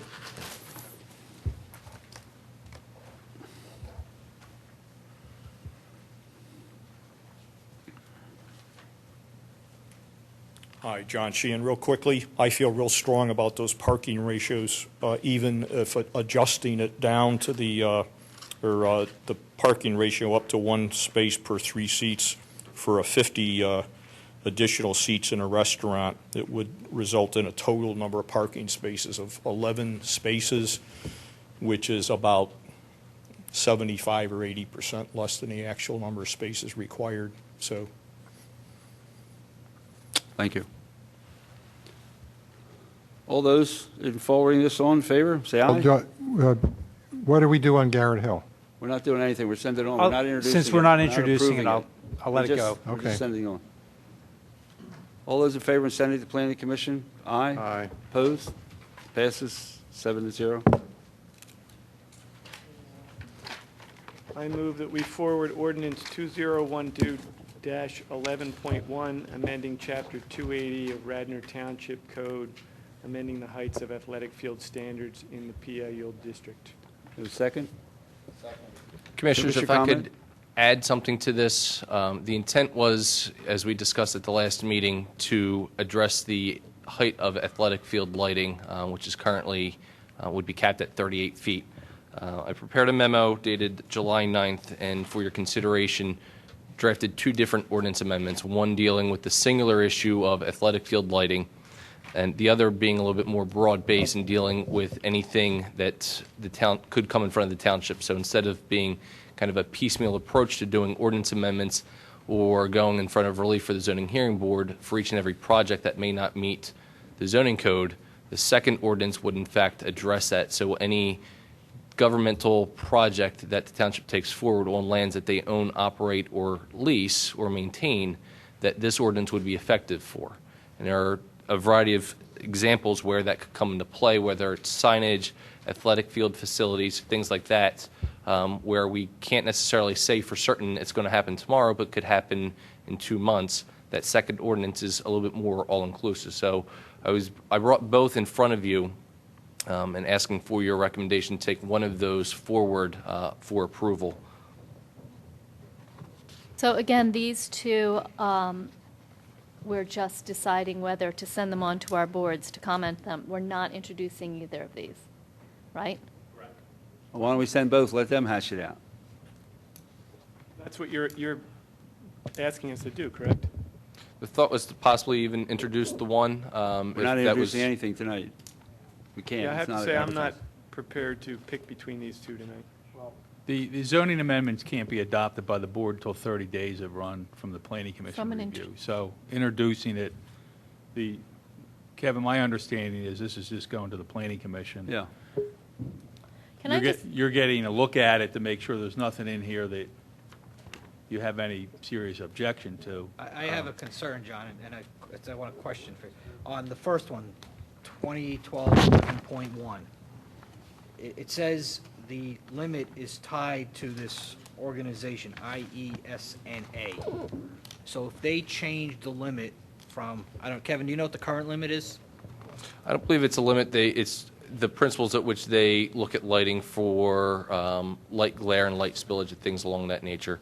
But athletic field lighting ranges in heights. It can be 50 feet. It could be 100 feet. See, that's what's got me concerned, is it's so nebulous that it's not a specific height. And then on top of it, if they change their recommendations to, 1,000 feet, then they effectively allowed it because it's tied to their recommendation. The original draft of this, I think, Kevin, you had a height. We had it at in 100 here, feet. which I suggested we take it out because I'm a little bit familiar with these usually the sports field depends on where the lights are, the terrain, but it's 75 to 90 feet. So I didn't want to put a specific number in here and then everybody got locked into a specific number. There's some specific standards here, and they update these. It says current IESNA standards. So what does current mean? Does it mean it's frozen? Whatever's in effect when an application, whatever So it's would not come frozen. in. So if it's, for argument's sake, since I'm not an expert on this, if it's 80 feet today, anybody who comes in and asks for 80 feet gets 80 feet. And if they change it 3 years from now to be 150 feet, if you come in with a request at that point in time, you would get up to 150 feet. Whatever the current standard would So it's be. out of our control. Except that you're just introducing this. I understand. I think it made more sense. You asked for concerns. My concern is it's out of our control. But if we put a specific number in here, then that number may not fit a particular location, a particular field. The types of lights change, the shields that get put on these lights change. Yeah, So again, it's introduced, but my concern is something that's out of our control. Well, A possible way around your concern, Kevin, would be like right now we accept BOCA and National Electric codes, and we put the year of the code, and then the commissioners actually come back and change that. Right, and So that would give us the opportunity to say, oh, do we agree with it? but Kevin, you have total control with this because it's only on township property, and it's got to be approved by the Board of Commissioners. So no one's putting lights on township property.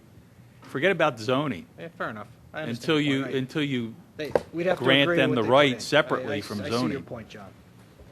Can I ask a question about process for both of these?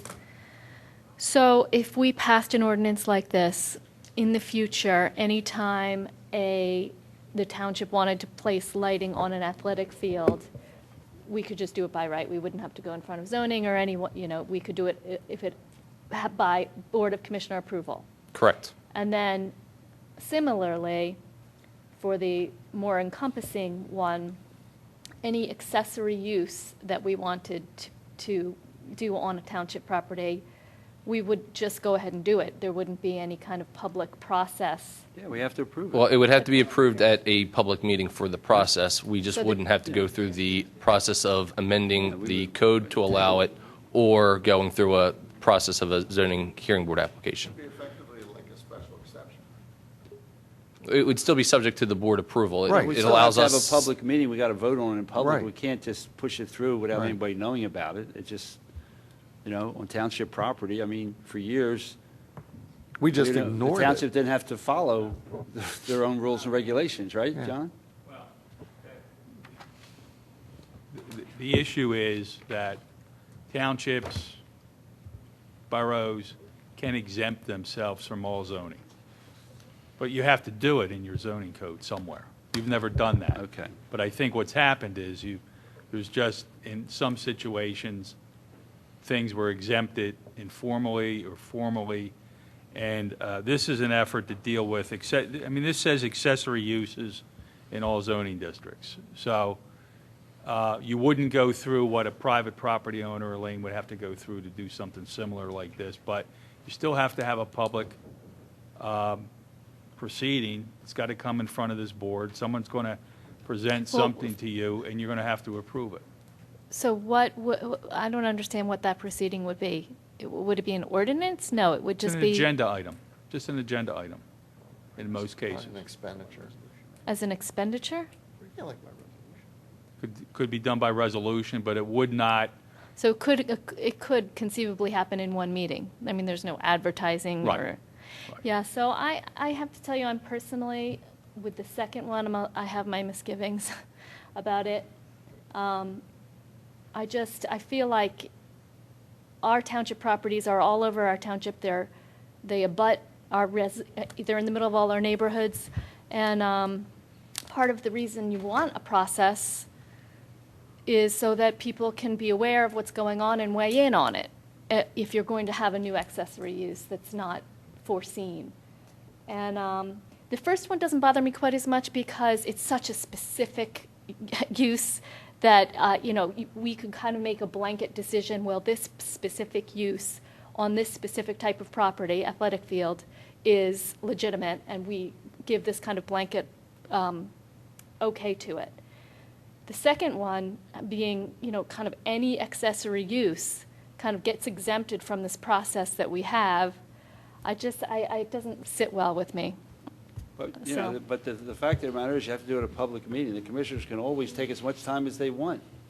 Right, but it's one public meeting and it's a resolution, and Well, why don't we spend 9 public meetings to do something simple, if it's a new accessory use that wasn't anticipated, it's not in our codes, it doesn't adhere to the Well, zoning. we're not going to sneak it through. We- We've got to advertise it. It's an agenda This item. board would not sneak it through, but who knows? Every board Previous has to refusal. advertise it and do it Elaine, in a public meeting. I just want to ask a question, though. Right now, there is no process. We can do this without even having a public meeting. So in essence, what we're saying is, we're codifying that. We have the right already to do that.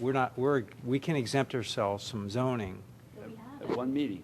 We do all the We do time. all I the mean, time, Elaine. Well- yeah, we really do. yeah, but But this When is you the right decide way to to sell do it. there's vegetables- no when you ordinance decide that to sell says you can vegetables do at it the, currently. Willow's I mean, Right. So we may need do an in ordinance practice, to We make, weren't permitted to do that to according make to it- zoning, This spells out, to use Yeah. the Willow's cottage to sell vegetables. We weren't allowed to do that. That's not a use Well, we permitted. had to go through to the zoning hearing board to put that fence up no, there. you could do that, Bill, that was permitted. What's that? That was within permitted. That was zoning. permitted. You can sell visuals? And, I looked at that, yes. yes, and in that particular instance, the township did go to zoning hearing board to get an exception to put up that fence. Actually, the Yeah. Conservancy Or did. Conservancy did, Yeah, I mean, yeah. Can I just, Kevin, this is something that you primarily put together, but what types of uses? I mean, you had mentioned to me there's signs, there's things that maybe we would put in the ball fields. I mean, what's the list of uses that you had in mind? It could encompass a variety of things. I can use, a sign at Unkerford Park that would meet the setback requirements or the quantity of signs or the types of signs. It could be a recreational facility, a comfort station. We're talking at Cowan Park that may be brought up to the road. That's because of a variety of issues where we needed to replace the old one or the installation of a new one. We're talking at Clemmer Park, relocating that one closer to the road. Well, if it's not within the setbacks, then it's a violation. So you either amend the ordinance to address it then or do it now. If you're replacing athletic facilities, our code requires that if you replace something and tear it down completely, you have to replace it in accordance with the code.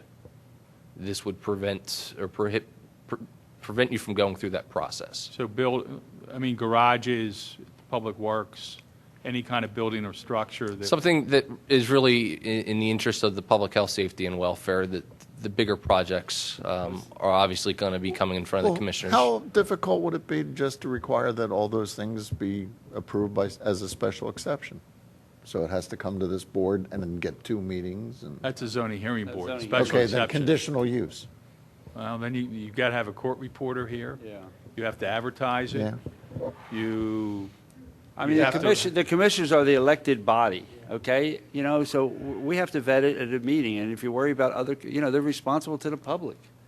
But the fact of the matter is that on township property, and I think the sign we put out here is illegal, saying the township building is here. That's an illegal sign. It's not permitted under the zoning. I mean, there's 100 things that the township does that,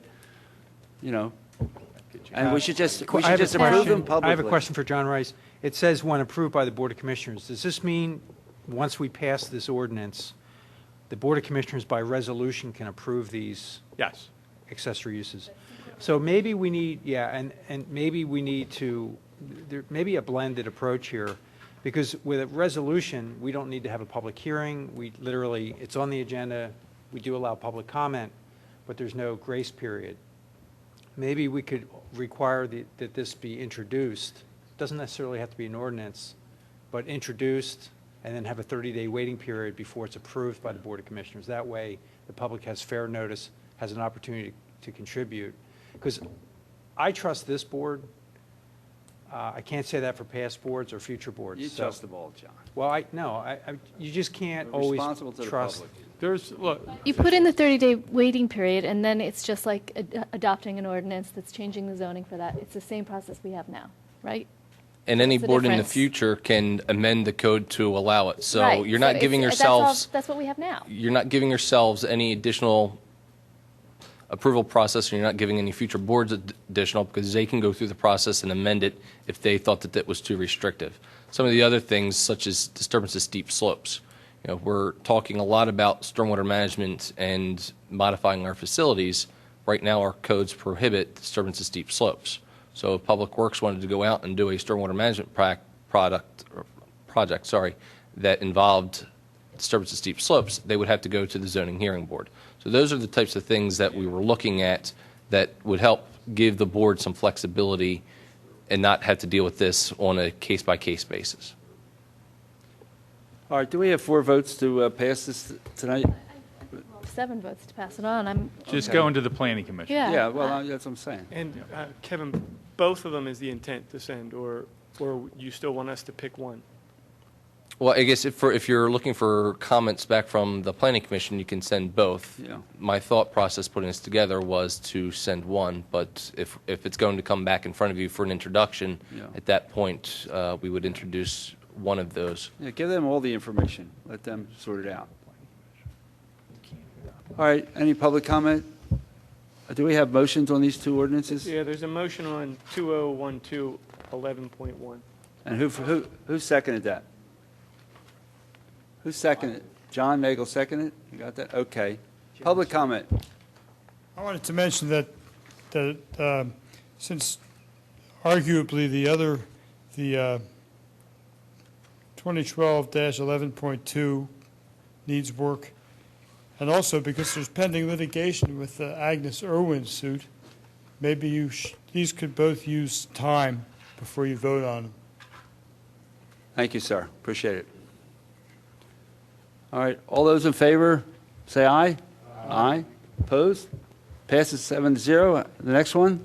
All right, I move that we forward ordinance 2012-11.2, amending Chapter 280 of Radnor Township Code pertaining to regulations to permit municipal services and uses as an accessory. Second? I'll second it. Well, wait a minute. One raised their hand. Who seconded it? Jim. There's a second. Okay. Should we make it clear that the memorandum from Kevin goes along with the two ordinances? Because the Planning Commission needs to know why it's got two things addressing almost the same subject. Okay, Kevin? Don. That's for Don. He made the motion. Yeah, it seems reasonable to me. Yeah. Okay. You got it. Commissioner comment? Public comment? All those in favor? Aye. Passes 7-0. Parks and Recreation. One item not on the agenda is just it could be under old business, but I'll do it here, is the discussion that I've had with the manager about when we will stop the end date for taking reservations at the Willows. My belief was that when we passed the ordinance authorizing the RFP process, Elaine had amended that to say that it had to stay open during that process, and it's very reasonable that that process is going to take close to a year, is my guess. And therefore, I would like to recommend that we at least stay open for business and take reservations through at least next July or so. Okay, can you clarify that, John? Do you mean, because you said take reservations, are you meaning take reservations for a date prior to that Yes. end date, as opposed to take a reservation? during Accept that period? reservations for uses prior to the end of July or whatever. August. August? I would say August. How do we do for rentals? Is August an important month for us? August, actually this year for 2012 is probably the busiest month. So then we should say the end of August. August 2013. Do you have any concerns, Bob? I do in a way, in that, the mansion continues to lose money each year, and as it was established, was an enterprise, which actually, as an enterprise, it should cover its expenses, which it's not, which over the last 3 years, I believe we've supplemented this by approximately $226,000. And at some point, we need to cut our losses on this until we determine a future use. I know that I had directed Tammy to stop taking reservations at the end of this year. I know Commissioner Nagel has spoken to me, as well as Commissioner Schaefer, about the potential of extending that to the end of August, which I am open to if we know that that will be the drop-dead date, that at this point we will then shutter the Willows until we have a determined use to move forward, of how we will go forward to address, again, an operation which, one, needs significant money to invest into that property, not knowing a return on investment, which I think would be very difficult for us to put into that. But I think at some point we need to put an end to this, when we lose money, and then come up with an alternative use. And as we have the RFPs out right now, as the process goes forward, the evaluation and review, which Commissioner Nagel has engaged the Parks and Rec Board, which I think is good for them to evaluate and assess all the numbers of where this is. So the determination will be left up to the board if we have this as a firm period, that as of October 31st of 13, that operation will I have cease. a question. I don't know if you're going to understand it. Bill White will understand it. Are we losing money on a variable cost basis or a fully loaded cost basis?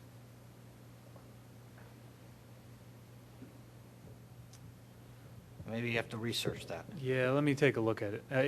In total, when you look at the audited financial statements, the revenues, expenses, and change of fund balance, it's upside down. Looking at the last 3 years, 9, 10, and 11, that's the general fund subsidy number that Bob mentioned a moment ago, was required to... Well, that's probably on a fully loaded basis, is my Right. Versus a variable basis. Well, I just want to also add that some of the money that we've had to sink in there is because this year we have very few revenues, because we made this decision once before to shutter, and it really hurt us for 2012. So whereas 2009, 10, 11, in the summer months, June, July, rentals were, 40, 45, 50 rentals in that small period. This year there were 6, because we had made the decision a year or so ago to shutter it. So people stopped, well, people didn't stop calling. I think there were like 170 or 180 people turned away. So in my opinion, we're going to go through this process over the next several months, up through the winter probably, having these RFPs come in, having our community get together and discuss what we want to see happen to the Willows. And we're going to come to some decision. Hopefully we'll find some partner out there who will help us operate this at not at a profit, but make it sustainable so that we don't continue to lose it. I highly doubt that whatever future use happens there will not include an event space. I mean, I cannot foresee us changing that so dramatically that there's no event space there anymore, given its history and given what it's provided to us as an asset as an event space.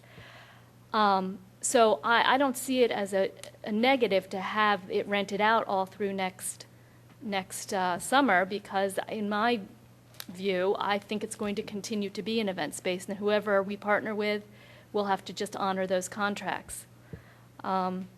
But I think it would be a shame to see it shuttered, unless you believe that we're going to tear it down. That would make a financial sense to shutter it now and just cut our losses. That's not true. If on an event-by-event basis, you lose money on your variable costs, then it would make sense not to do it. If it's Yeah, I mean, that's what I'm profitable on a hearing. variable cost basis, then it's okay. Because I think it probably is on a variable cost basis and it's not on a fully loaded basis. So, Bob, just tell me, your recommendation to stop taking bookings is when? December 31st of this year. And John Nagel, you want to extend it through when? August 31st. And John's, if I understand you correctly, John, you're saying that we would lose money by doing what Bob's recommending. But Bob, what I understand you saying is that we lose money if we don't do because we're operating it at a cost. And we also know that there's other improvements that are necessary at that facility. So at some point, we're going to have to make a determination. Are we going to invest in the property? And what is the future use and the future desire of the community moving forward? I mean, it's one of those facilities that, has it's a heritage, a historical value to the community, but at some point, what we hold near and dear to our heart, we have to look hard at to see what the bottom line is financially of how we continue to operate. Yeah, and I'm not disputing any of that. My point is just the process we're going through is going to take us a certain amount of time, and I believe it's going to be a year. I mean, the RFPs have an end of October date for return of the RFPs, and we're going to go through the charrette-type activity with the Parks Board to understand what the community wants. Therefore, why not get the income we can get off of it? Because, as you asked, we're still going to have the fixed cost of that facility. So why not bring some income in to cover some of those fixed costs? Do we have, from an operations standpoint, do we have the ability to provide those rentals and service those patrons? Do we have, because we had caretakers that were living there, they're no longer living there. I guess this is a question for staff and for Bob. Do we have the ability to actually deliver the service that folks are going to pay for? I think right now, as a result of losing Mary and Tom as the caretakers of the facility, we've actually taken on new costs. Because with them at the facility, there's really 3 jobs that have walked out of the mansion there. Specifically with Mary and Tom living there, they were in charge of setup for events, custodial, things like that. We've now had to go and hire somebody to come in and fulfill those duties. And So have of we course, increased the fees, Tammy? Pardon me? Have we increased the fees to We have cover not. those costs? We have not. But also, weren't we paying a salary to Mary? We were, yes. But by the same token, in having the discussions right now and trying to bring in a potential prospective director, that would come in and work with us if we were to, keep walking down this road that, another year or 2 years, make a commitment with somebody. They may not be at the same rate that Mary was at. I know she was at a bit of a discounted rate, just given the understanding that she actually lived at the facility. Same way, she doubled as an event supervisor as well, and even though we paid her to do that, again, trying to get somebody to take on those additional roles, even though we've been able to retain two part-time people back, we can't always get them for every single event. So I think we are taking on additional operating costs as a result of continuing. It's hard because we have no direction on exactly where we're going for a future, and I think that's the most frustrating position for our department to be in.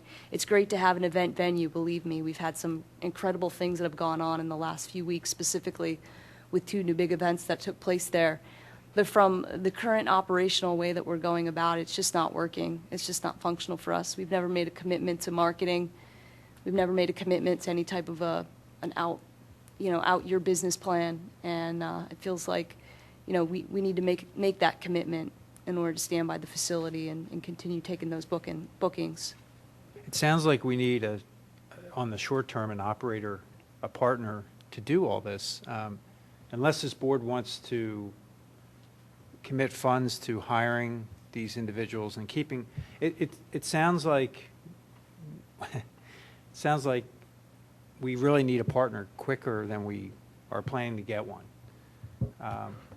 And maybe the short-term partner is not the one that's going to save the building, but someone who can operate this. Maybe it's an existing caterer in the township or an existing events coordinator, a wedding planner, something like to that effect, that would be willing to take this on fully until we get a permanent partner who's going to take on the facility. And I think that's something that Tammy has worked on, I think came in front of the Parks Board with We Open Air Affairs. We met with 2 companies. There was one, it was Open Air Affairs, who would come in and establish a tenting situation out back that could allow for the open room concept, of course, that the inside of the mansion does not currently capture, as well as a catering firm, too, that would be interested in taking over the facility. But they're looking for long-term commitments from the township. I think Open Air Affairs was looking at least 3 to 5 years with us, and there's still a significant amount of work that's still going to be back here with us and costs on our end. Well, what are we advertising for right now and interviewing for right now, the position? We just currently hired a building coordinator, so that's somebody to take on those duties that I had mentioned with the setup, the custodial. We still are getting a little bit of support from our Public Works Department with that, especially with the maintenance end, with some of the items that they took care of there. But this gentleman is actually doing a lot of that function setup, moving the tables, moving the chairs, cleaning up the bathrooms, things like that. And the director? And then the director And that's on would a be- part-time basis. Yes. That's a part-time And basis. all of those positions there would be on a part-time basis. And the director, would that be somebody who could do some marketing as well as organizing and scheduling? It would be, yes, handling those current events that are scheduled on the books and making sure that they're coordinated, making sure those parties go off without a hitch, supervision scheduled, and coordinating with our department in terms of that, with the contracts. And where are we with that? You've interviewed people, but I've interviewed people. I could hire somebody in the next week or 2 and bring somebody on board, but obviously there's hesitation to do that. Well, I mean, we need to clarify whether we're going to keep it open or not. Sure, because if we're not, then, we can, with the staff that we currently have, we can work through the end of the year and make sure that the events that we currently have on the books operate successfully. Well, my own opinion is that we do keep it open until the end of next summer. We hire a director to do all the marketing that she can. We reach out to all the people that we turned away for next summer, and we try and get as much revenue as we possibly can in there until the end of 2013. And in the meantime, we go through the RFP process, and we figure out a long-term solution and hopefully a partner who will help us through this. If we're going to do this, I would like to see some sort of quick analysis from you or Bill or Tammy. It's not revenue that matters, it's profit that matters, or at least breaking even. And if we book it for a wedding that, for $1,500 and it costs us $2,000 to do that event, then we've lost money. And I'd stop in December if that's what's happening. If our variable costs are, $300 and, allocating the overhead and all that kind of stuff makes us lose money, then it's a different issue. But so before I'm willing to agree one way or another, I'd like to understand that. Well, the issue is that you're not going to lose money having an event there. The issue is maintaining the building so you can have events there, and that's what we're going to have to pay for. But I'm willing to say, all right, let's keep it open for a year, do the best we can, get the events, maintain the building as best we can, and hopefully sooner than later we'll get it. Let's be clear, I'm going to react to your terminology. The proposal was move from December to August. Yes. You just threw out, keep it open for a year. So what's your definition of a year? Is it a year from now or another year through? Because somebody also said the end of December. No, we're going to the end of August is what we're talking about. Everybody's talking about the end of August. So Bob, do you still believe we should stop taking the bookings at the end of December? I think if the board, and I think Tammy struggles with this, and she does from her department of having clear direction of where to go and how to plan.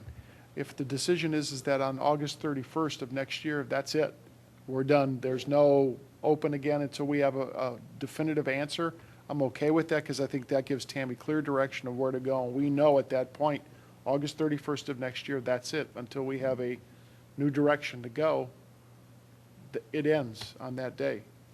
So I'm okay with going to August 31st. I think that helps Tammy with her direction of where she has to go. And then it comes to where that 31st, that's it. Okay. all right, well, it's the sense of the board, Bob. The motion on the sense of the board is that we stay open August 31st, and we're going to close it August 31st, but it is our intent working with you, and we're counting on you that we can get somebody to partner with in that building so we can continue on. All in favor of that sense of the board? Say aye. Sure. Aye. We don't need a motion or anything. Opposed? Well, There's just get a no direction. motion. Okay. Yeah, there's no motion, so there's no. No, I'm making a sense of the board. It's no motion, it's nothing, so Bob has direction, so. So the Willows is open for bookings all through next summer. If you have a wedding or an event, call Radnor. And if you called and got turned away, call back. Is that it under Park and Rec, John? That's it. Personnel Administration? No report. Library? Oh, no report. Public Health? No report. Old Business? New Business? I just want to thank staff on the 4th of July parade. We had a great response from the Public Works Department, Paul Basic, Steve Orsini. They made sure the park was completely cleaned up. The restrooms were painted and cleaned up and fixed, repaired. I also want to thank Commissioner Curley for sharing the dunk tank with me, and also Superintendent Colarulo, who has led the charge on the dunk tank. The dunk tank helps the parade committee raise money to help defray the costs. And John, you weren't permanently injured in the tank, right? I was not. Slight permanently injury. You took one for the 4th of July Just a committee? minor cut on my finger. The water was a little rusty, so I got a tetanus shot, but everything's fine. The water was brown, to be honest. And also Chris acknowledge Porter. Chris Kowalski from And thank Villanova you. was And there. Chris I thought it was Kowalski. a lot of courage for him to do that because he was wearing a Villanova shirt. Yes, Chris Kowalski from Villanova University volunteered also to be a victim in the tank. So thank you. to Mr. all Chairman, you I and have one staff. item, Bob and Bill. This has to do with our police overtime. And if you look at the Finance Department monthly report, page 4, I just want to point out that Bill observes that we have seen a steady increase in overtime, which is now expected to exceed the budget by over $75,000. Current year full budget is $80,000. Year-to-date expenses at $77,893, so forth and so on. But So- Jim, the fact is, the salary that we're not paying the officers offsets that. The reason we're paying overtime in excess of the budget is because we haven't hired the officers. I understand that. Okay. That's basic accounting, but we are going to reach a point soon where the cost of overtime is going to exceed the cost of a new officer. The what? Cost of overtime Yes? will exceed the total cost of a new officer. Of 4 officers? One. Yeah, 1. Well, the fact of the matter is that the fact of the matter is that we're negotiating, okay? And so we have officers, and we have to cover We have to cover the township, and we're covering the township. And that's why we're paying overtime. We're going to continue that until we break this logjam so we can hire new officers. Okay? Well, the thing we're not talking about, we focus on the budget, but working the people too much overtime is not healthy. It's a health issue for our officers and a stress issue for our officers. Nobody wants that, and nobody wants that. The No. commissioners don't want it, the manager doesn't want it, the chief doesn't want it, and we hope that we can. Well, we hope the can rank sell- and file also doesn't want it, and they understand that we need their cooperation to move forward. Okay. Any other new business, old business? Public participation? Jim Schneller, St. David's. I don't know if you're aware, but Amtrak is proposing brand-new towers for the main line. And unlike currently, these will be high-tension line towers. I'm not sure if they intend to also use it for electric transmission, but they're going to be tall enough to be over the tree line now. They'll go for the length of Radnor Township. And I was hoping you might put together a resolution to at least put something in Amtrak's possession in our corner, because it's really going to change the appearance of multiple views all along Lancaster Pike. I think communities in Tredyffrin and Lower Merion, from what I've read, there's been some resistance, some kind of upwelling of objection. Amtrak's used to getting their way, but it would help at least if you could stick up for the public landscape. Any chance you could do that? Thank you. Appreciate it. I'll remind you again next meeting. Appreciate it. In fact, I'll follow you around on your vacations. Thank you. Thank you. Any other commissioner comment? We're done. Motion to adjourn? Move to adjourn. Second? Second? All in favor? Aye?